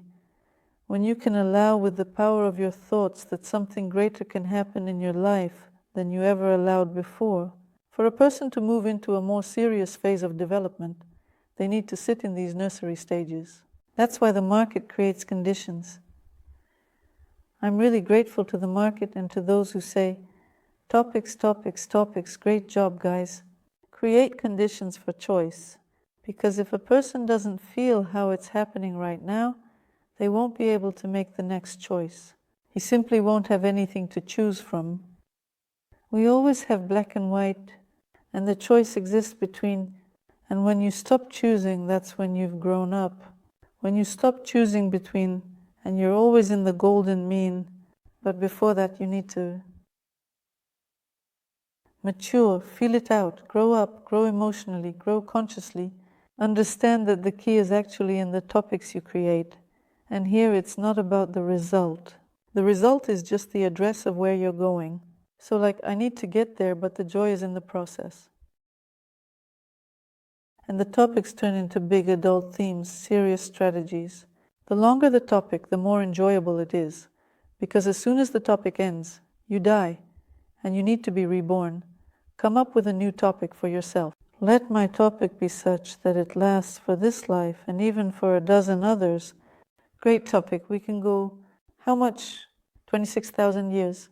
It's great. You can go without any stress. And enjoy the very process of that topic. When I've had my fill of topics, Well, that's a consumerist position. So, This isn't about consumerism. It's a story about experience.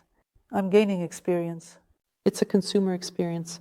So what am I consuming in this case? It's a safe experience for everything that surrounds you. This fast-paced experience, all this artificial market stimulation, this insane competition, the pressure, the acceleration, it's not environmentally friendly towards everything around.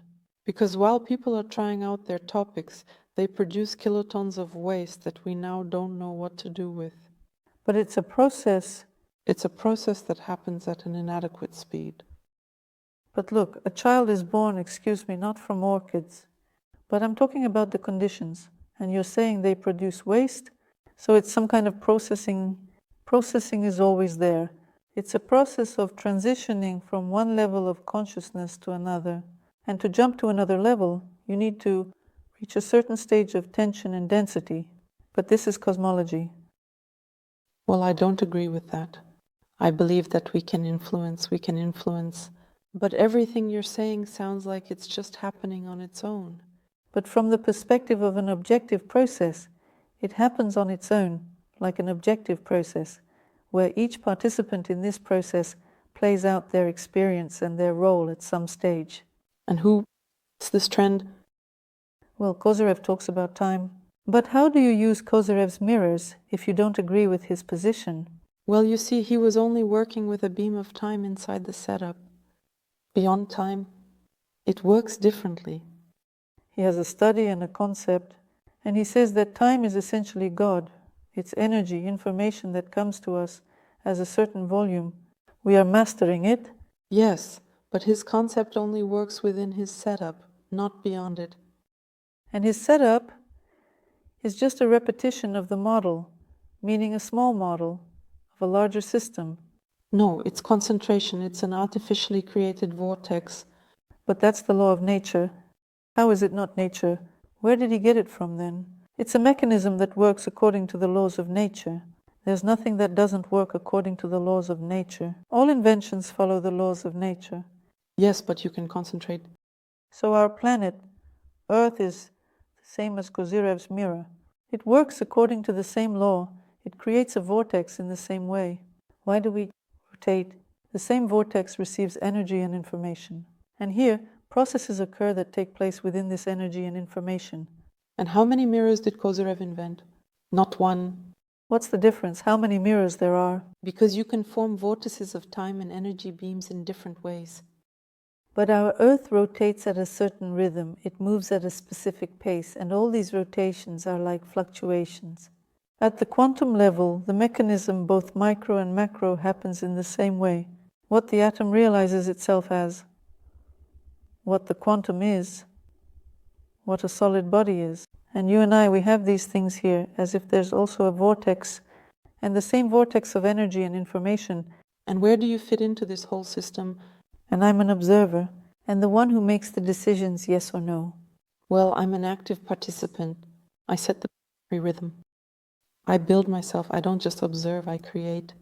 It's not you who creates. I create. You are through. You have a body that doesn't belong to you, one that you didn't create, made from dust. It's made from the earth. This body is modeled according to the law. The body is a car. Yes, a car. And is there a driver inside? Wait, there is a body? You sit in this body. It was given to you for use. And you are in this body. The body performs all functions. So you say, what are you doing? I'm doing the laundry. No, you're not doing the laundry. The machine is doing the laundry. I'm brewing tea. You're not the one brewing the tea. You don't do anything at all. You are a conscious awareness that receives information, can modify that information, and gives commands to the body, which will do everything. But the body is not you. You don't do anything, the body does. And the body is not you. Not you at all. And it doesn't even belong to you. Do you understand? The body is essence. So God created in His image and likeness, breathed life into it. That's it, the soul entered. She exploits the body. It is exploited based on the laws of biology, based on how the system works. And it learns peacemaking from this body. If the body feels bad, it tells you like, brother, you're doing something wrong. You're not making the right decisions. You're not giving me the right commands. You're not treating me the right way. If the body feels great, good. Okay, that's life telling you. Well done. Well, finally, you've learned how to use me. The body has its own mind. It exists on its own. And it obeys you simply by the right to life that has been granted to you for this specific incarnation. You exploit it. You say machine. Yes, a machine, but you didn't assemble it. You can break it. What's the contradiction every time? You're making all these huge digressions and we can't get to the point because you're trying to prove something to me. I don't even understand what. After all, there are no contradictions. We're talking about time as a tool that isn't an entity in itself. It happens not even by our will, this tool. When you say that these guys are doing bad things and those guys are doing good things, you're taking two extremes, plus and minus, and you're saying that there shouldn't be any negatives on planet Earth. But you wanted to discuss how to get out of money problems. I know very well. You had a topic about how to get out of money problems. I know very well how to get out. Slow down, rethink the rhythm of life, rethink the rhythm of work. These are two different sectors. And to understand that life now has a slightly different rhythm, including in your segment, those 100 or 120 years that we will live. And if before, by the age of 60, we already had creaky old folks and needed to hurry up, now at 100 you'll look great, everything will be elastic, flexible and toned. So now you can afford to try. Explore and test things until you're 40, but not for the sake of money, rather to understand what you want. There's no problem with money. We don't need this money so early. We need to convey not the idea of no problems, but we need to change people's attitude towards money in general, you understand. What am I doing? The attitude towards money as an essence, as a tool. You say, why does a person need a lot of money at 20? Let him have that money at 20.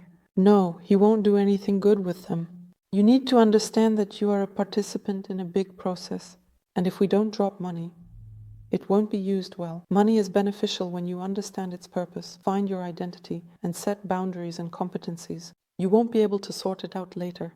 Money is good when you've already understood why, how, and have found your identity, established boundaries, meanings, and competencies. And they always come to a mature personality, and that's appropriate. It's inappropriate to chase after them now and say, oh, the information is ruthless. Look, if you say they always come to a mature personality, you're contradicting those processes. So it turns out to be an obvious lie, because we have some Klava Coca, some Morgenstern, and more and more and more. Or Danya Milokin, for example. You say always, but that's not always the case. It's not a constant. Why do they need that money? What good have they done? You say they always come. You shouldn't provide a constant that contradicts the obvious things happening in the world. It needs to be contradicted? But that's not always the case. Money comes in all sorts of arrangements. Wait, I didn't say only. Let's clarify the term. I said always. If you're a professional, if you're a well-rounded person, you have hard skills, you have soft skills, and you really know how to do something and finish it, then money will come to you. Always. And we need to show now that both the global market and the micro market have their place. There are tasks both there and here. It's not all good in the micro market either, agree. Small teams are also going through a crisis right now because they're competing with the larger market. You can't eliminate the big market because it's a global system that drives the entire economic movement. So you shouldn't compete like that? Look, you can't slow down the system because it's like there's a process happening in my body at a certain speed. If I suddenly slow all of this down right now, well, I would slow down the metabolism, right? It all takes time. We need to summarize here. Let's not all suddenly slow down. Let's not all sit down urgently and rethink everything. Don't say that, oh, fast money is bad, slow money is good. We need to talk about the fact that the question and attitude towards money flow from the understanding of why you need money, what you want to get from it, and how you can realize it in any concept that interests you. The choice should be up to each person, fast or slow. Everyone should have a choice. Fast, slow. Just understand that money is your energy. that you pass on to society within the framework of that society's needs.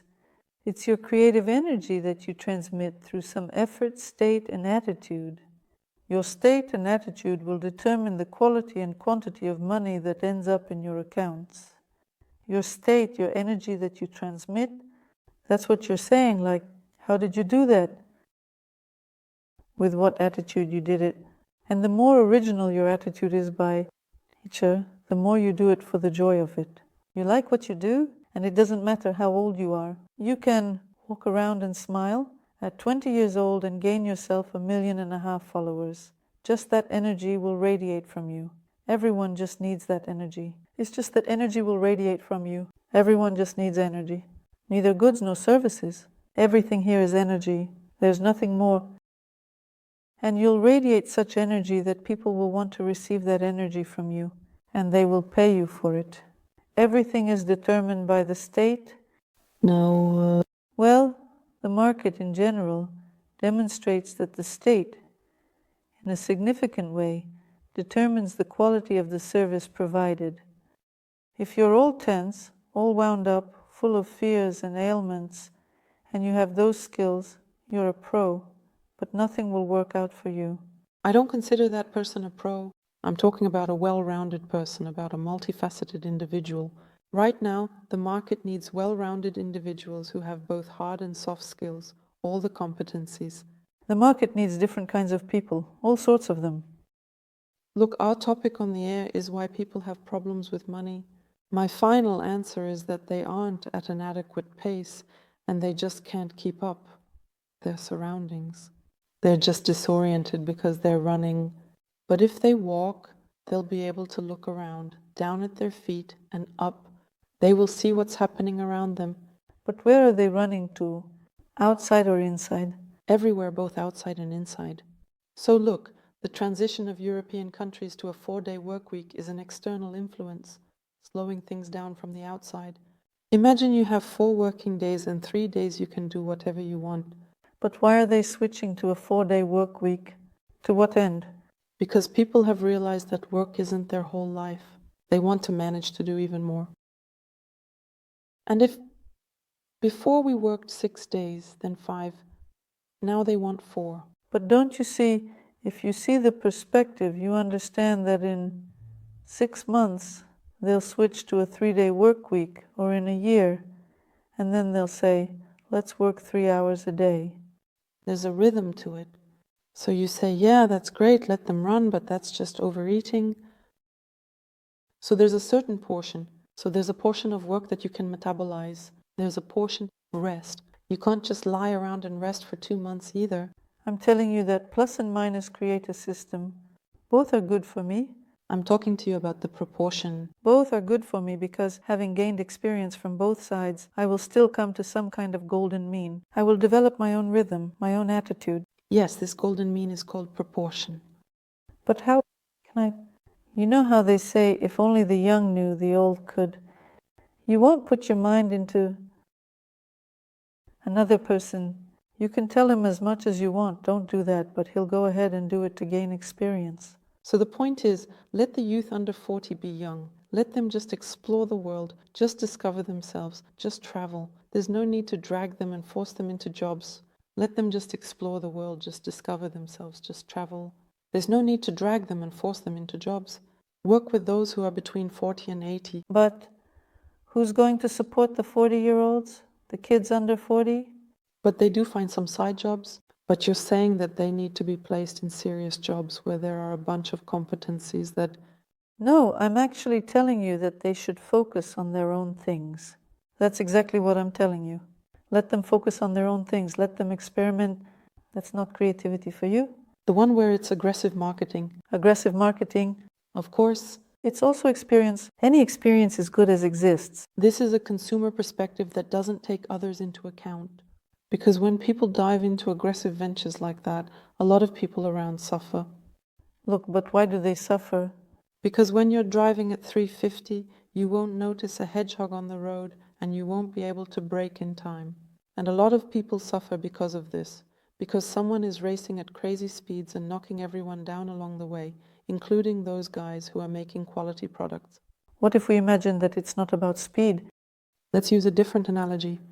If we imagine that it's just a variety of experiences, let's move away from the concept of speed altogether. Well, just take away this idea of speed. So that's my main idea. If you ask me why people have money problems, they just have a problem with speed.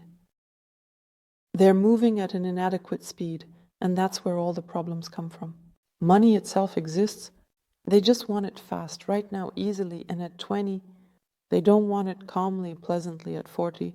They need to convey that your life will be much longer than that of your previous generation, and you won't experience old age at 60. You will function absolutely normally until you're 100 years old. There's no point in rushing or hurrying anywhere. Go at a nice pace so you can watch the birds sing. So you're suggesting to people right now, guys, here's the recipe from Rada Russkikh. Right now, your first task is to reassess your values and priorities. Right. Reassess your values and priorities. Yeah. Well, I think it's important to consider that there are other participants on this life track. Well, values and priorities. We stop and look around us. We don't stop, we slow down. We slow down, we look around us. So we ask ourselves a question: why do I need a lot of money in Zen? How much money do I need right now? For what? But why do I need money? For what? To dress, eat, and have shoes. I also want to live separately. I also want to have a car. I also want to have fun. I don't want to cook. I want to go to a restaurant or something like that. I want, and I'm accumulating the amount of money I need for each month. All those wants are quite reasonable. How do you suggest they do that? Just like slow down, sit down in the woods, meditate on the birds, enjoy this life. Go to work, earn 10,000 rubles, somehow budget it for the month and improve your skills. In any case, want is made up of the need to gain a certain amount of life opportunities. This is taken from here. But why am I talking about speed and adequacy? They're not talking about billions. They say, I want it now. Live differently? I don't want to live differently later. I want to live differently right now. Okay, let's go through everything you mentioned. I don't need a car. I've never had one. I am a very wealthy person by the standards of Russia and the world. I don't have a car. I don't need one. I fundamentally do not buy new things. 20 years. I only buy things second-hand, only from Savito, only in thrift stores. In any case, what for 100 rubles, what for skill? It's a principle. I often cook simple meals for myself at home. Elementary. Because eating in a restaurant from morning till night is also not normal. It's also a betrayal. This is not a necessity. You can dilute all of this. You're exaggerating what people actually don't need that much. I'm not exaggerating.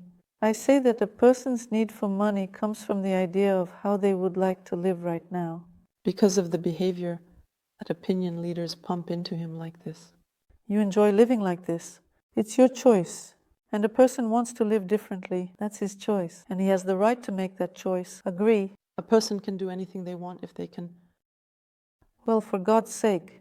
So we're saying right now that at 20 you can do anything you want. You can really do useful things to help people and earn decent money, to receive a fee. So where does the problem come from for all of them? But the problem isn't just with them.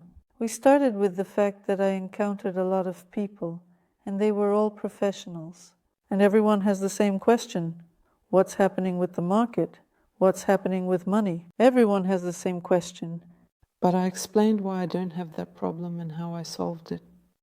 After all, the experience of a person who hasn't found themselves in such a situation is important here. I don't have problems with money.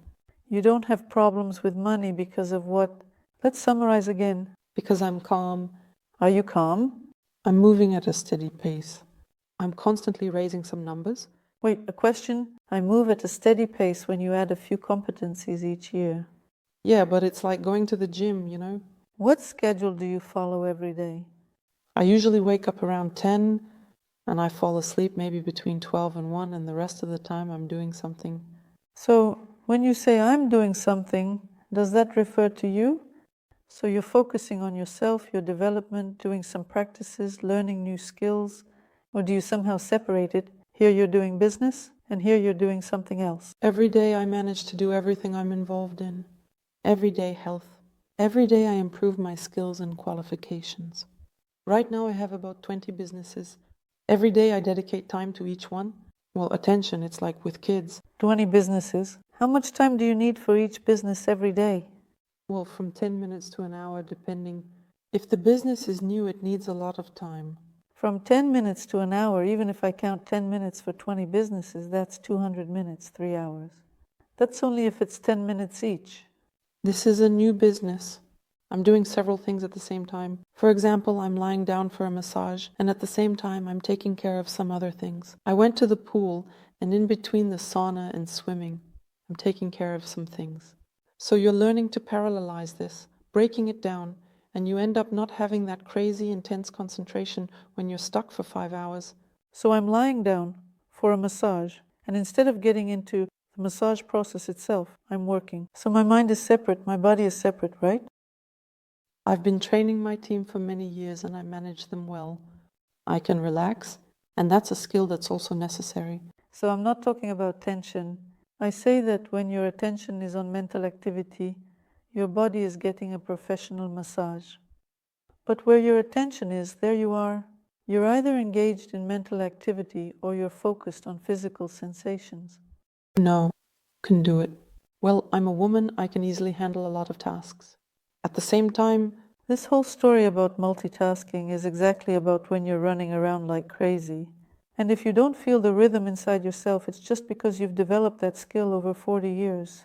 You've developed that skill, you know, and someone looks at you at 20 years old and says, I want to be like that too. I also want 20 businesses. I also want to focus on myself. I honestly share everything I do.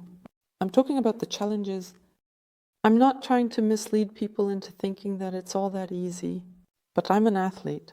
I'm talking about gradualness. Why? It's like sports. First you lifted a 100-gram kettlebell in the first year, then you moved on to 200. I didn't launch all these projects in 1 year. I spent the first 4 years on this project. Then I took on another project for 2 years, so I had 2 running in parallel. Then I started, plus every year. Because the old project is already up and running, everything is already set up, everything is done, you know. I don't start them all at once, it's gradual. You give birth to your first child, they stand on their feet, then you have the second one, and then you start having them close together. So to slow down means to take on a manageable load that you can actually handle right now. At this moment, this manageable load of yours. Gradually just build it up. But what if this manageable load doesn't meet your needs? What should you do? In that case, people gather in groups, which is normal, and they form teams. Yes, it forces us to learn how to negotiate with other people. That's great too. It's a good reason to partner up with someone, for example. Why do people take on a business partner? Because it's a bit tough alone, but it's great together. And how do you do that? To find a partner, what teams should a person who goes to work join? You can always find a friend or partner and perhaps start some kind of venture alongside your main job. So you're suggesting that everyone who's around 20 years old should just start their own business, either on their own or with a partner, without expecting quick dividends. Of course, these are not quick dividends. And considering that long-term path that every expert goes through to reach a certain level, by the age of 40. Well, that's sports. Before you become an Olympic champion, you will still gradually increase your weight. And just because I can easily lift 250 like this doesn't mean I'm crazy. So you lift 150? Well, in business, yes. All right. So the next secret for those who are watching, what else? You definitely need to work on your soft skills on a daily basis. Are soft skills communication experiences? Yes, it's communication, it's vocabulary. Well, it could be 10 minutes. Reading anything. The variety of your words makes your speech more convincing and more engaging. Working on intonations. For example, if you realize that your vocabulary is already quite rich, you start working on intonations because people really pick up on that tool and many don't use it. Many people have overwhelming intonations, which makes it harder for them, for example, to enter into partnerships. What are overwhelming intonations? Show an example so that people understand. Well, overwhelming intonation is when you put pressure on the person you're talking to, and he hears that you're insisting on your point, you're being too persuasive. Are you trying to convey that intonation to me right now? But she's sharper, she's louder, she might be faster, she might be keener in some ways. You see, either you switch to a soft, calm intonation and sometimes even pause so the person can catch up or switch gears. Because with clip thinking, it's harder for people to grasp a long story. And by the way, it's not easy for viewers to watch any podcast in one go because they don't have that kind of attention span. Because with clip thinking, it's harder for people to grasp a long story. And by the way, it's not easy for viewers to watch any podcast in one go because they don't have that kind of attention span. And when your speech is calmer, they digest it better. And by the way, it's not easy for viewers to watch any podcast in one go because they don't have that kind of attention span. And when your speech is calmer, they digest it better. Slower speech is easier to digest than fast speech. And when your speech is calmer, they digest it better. Slower speech is easier to digest than fast speech. Well, that's well known. Yeah, fast speech is denser. They quickly get full, that's it, I'm done, and they just shut off. These are all competencies, and you can play with them endlessly, and gradually it makes everything else easier for you. So it smooths out all your endeavors. Software is always like a lubricant for these gears, which are hard, which are your precise ones. So, you need to acquire professional skills, and that's the profession of the future. So, we were talking somewhere in the middle of our conversation, not at the very beginning, but in the middle, about how the market is changing today. And it's no wonder that adults are afraid that artificial intelligence will replace a lot of jobs and that jobs will be lost. They think based on their competencies, I can only do this, and what if my job is taken away? What will I do then? I need to live, I need to earn. Young people are all about saying, I don't want to live like you and go to the job you went to. I'm really not interested in any of this. I want to do something of my own. This is something of my own. What does that even mean in the long run? So what should those who are just starting out focus on right now? Well, fine, and then he starts using your recommendations. Okay, I've slowed down. I don't need a lot of money. I'll make a deal with them. At some point, you'll cross paths with them. I'll make a deal with them. They'll come to me when I acquire some competency that they're willing to pay the amount I want. And I'll grow this little branch with needles where a cone will grow. Okay, and let it happen quickly. I'm just here like, so Rada Russkikh says that you sleep until 10 in the morning, get up, and then you go on with your rhythm, walking, and by midnight you stop and sleep. And you keep going and you don't stop. Every day you take steps. Your schedule should include taking good care of your physical health, improving your professional skills, and enhancing your emotional skills and well-being. This is what we talk about when we mention the transfer of energy, states, speech, behavior, kinesthetics, and so on. So, how do I behave? I can behave however I want. I can be very firm about my point and explain how to do it, or to speak in this kind of voice and convey information to you softly and comfortably. The international component is what evokes our mood, triggers biochemical reactions, and so on. Awesome.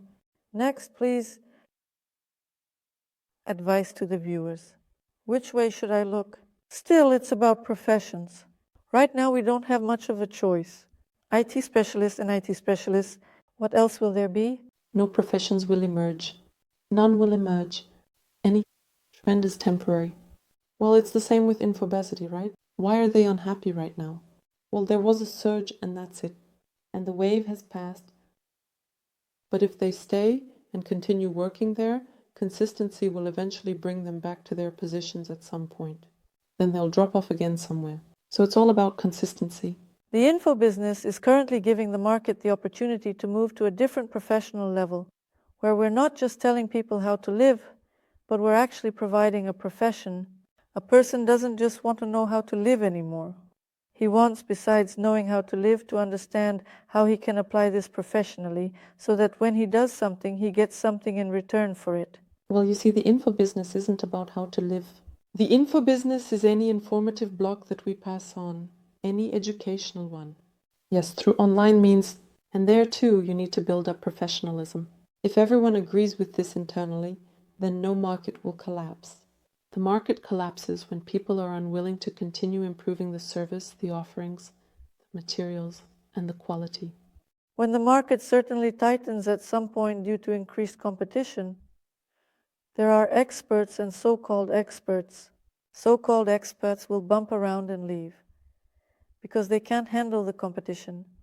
They lack resilience, skills, and a strategy for what they're doing here and why. Experts, on the contrary, will invent a new wheel and move into the next niche, just like the Chinese market transitioned to boutiques, and then boutiques moved into shopping malls. And shopping malls have moved to Alibris. And we don't know where it will go next in Alibris. Maybe it can go down, as you said, into private households and into some niche areas. And this is already like unclear what is being sold. I'd rather go to the expert, buy from him, because I know for sure that what's being sold there is clear and makes sense for me. It's like when a dinosaur turns into a mammal and a new evolutionary cycle begins. Where should the guys look? If you say that no professions will disappear, I believe that mechanical professions like managers who currently serve people and specialists in banks, and those kinds of mechanical jobs where you have to sit and do repetitive work, will become irrelevant. China has already come up with automatic blocks in the centers for issuing goods. There are already automatic checkouts in stores. We're moving towards that, and that's normal. It's always temporary. It's always a fresh wave. The market is a temporary wave, and then everything comes back full circle. A person still needs another person. Absolutely, but I think the service sector will become automated. As a consumer, you want to connect with other people. So, as a consumer, I will be in the area of mechanical service, interacting with people who come to buy products, right? So I will be interacting. A self-driving car will bring me groceries if I want, or I can go to the store and meet other people there. I will just be interacting in different areas, and that will be cool. Don't you still want some kind of social contact? And we'll follow after that. Are you talking about service-related social contact? There will be a trend towards a return. There's always that tendency. Listen, but we haven't gone back to wagons. Why? Look at how many people are buying land and moving to the countryside. But we haven't gone back to wagons. But just look at how they live. Well, a bucket, a yoke, vintage, a garden bed. This is an attempt to escape from the old system to where, as it were. Well, this trend, it is without carts. Well, it's like we won't switch from cars to carts. No, but just look at David Beckham, who's excited about the onion harvest he gathered. Oh, so the onion harvest is great. No, but people are still returning to the land. All these trends, returning to the land is cool. What professions will be in trend? All professions will remain if you're a professional. You see, well, can't you? Will the profession of a salesperson remain? That's it. Absolutely all of them. Will there still be bank operators? If you're a professional, can you hear me? So listen, no matter how good of a professional you are, as an operator, you're no longer needed. So do you have a housekeeper? Yes. But you can replace her with all the technology you mentioned. But you like that there's another living person. No, you can't replace her with all the technology because, but if there will be, what kind of technology, there will be a little machine where I can just type in what I need, a menu for the day, and then I'll leave and forget about it. I won't have to hold a mixer there or anything else. When there's technology like that, I'll be totally fine with it. I'll be fine if I don't have to go to the nail salon and there's some kind of machine where I just put my hand like this and it gives me a manicure. Awesome? Well, that would really work for me. Why would I waste my time? And I'll find another way to talk to people. I'll go to the art gallery to chat, for example. That's great. Look, there's already enough technology now. Life has become much more comfortable. Even in the last 3 to 4 years, look how much delivery has made things easier for us. Just recently, there was no delivery. In short, you're indeed in favor of us going back to working professions so that they exist. People will still return to people. No, to return to people. You're in favor of working professions. I'm for all professions, as long as you're a professional. The profession of the future, certainly. Any profession you choose, you will develop. If you're always good at this, if you're honest, if you try. If you don't overdo it, you'll respect the boundaries. So we're really talking about a person, So a profession can only happen with a person if a person is well-rounded, alive, honest, and understands what's happening outside and how they influence it, and they layer any profession on top of that, they will be in demand. People need people. So right now we're giving advice. Any profession will be in trend if you are an expert in it. Grow, develop in any profession that resonates with you, and you will find happiness. I believe that the profession of the future is the profession of being a human, a person who develops themselves and helps others to develop. A profession is not just a work skill, it's the profession of being a human. I'm all for this profession. What other recommendations can you give? Well, I have a great teacher right now, and he told me such a beautiful phrase that I would like to leave it here as well. Terms are not something we need to argue about. This is something we need to agree on. And maybe we didn't do this at the beginning, but in the end, I would like to sneak in this phrase as some kind of legacy of this broadcast. Terms are what? Words. I've gone crazy. With vocabulary, we can use the same words but have different contexts in our minds.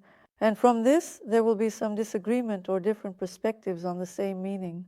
So you believe that a person should just remain human or become a human, regardless of their competencies. You see, a profession is often a calling and a mission, but I don't rush people to quickly find it at the beginning of their lives. I lament that they should search for it slowly, gradually, and gently, both for themselves and for the world, and they will find it. And then I can say that this is a profession, not just something he does mechanically out of hunger or necessity. I agree. Here I absolutely agree that based on a state of need, you will only come to need.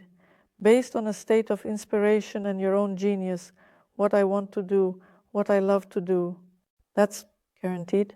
What gets you out of bed every day, you say? Yes, I'm going to go and start doing what I want, what I love, and I can't live without it. I live for this, and for me it's pure joy. From this state, income, abundance, and skills are born because everything is born easily, simply, clearly, and organically for you. If you want to get to know the ideology of Rada of the Russians better, Rada has a very specific point of view. I might not agree with her on some things, but that's the beauty of dialogue, where one person brings one concept to the world, another brings a different one, and you have the right to choose. What concept will become the foundation of your development? I'll leave a link to Rada's channel below, but I want to invite you to get to know the idea of a state that helps you. Bring your genius into the world, regardless of what the outside world looks like right now, because everything really starts with us, ends with us, and our states determine the quality of our lives first on the inside and then the results on the outside. I'll leave information about the change of state and a link to a really cool webinar in the description. Go ahead. See you.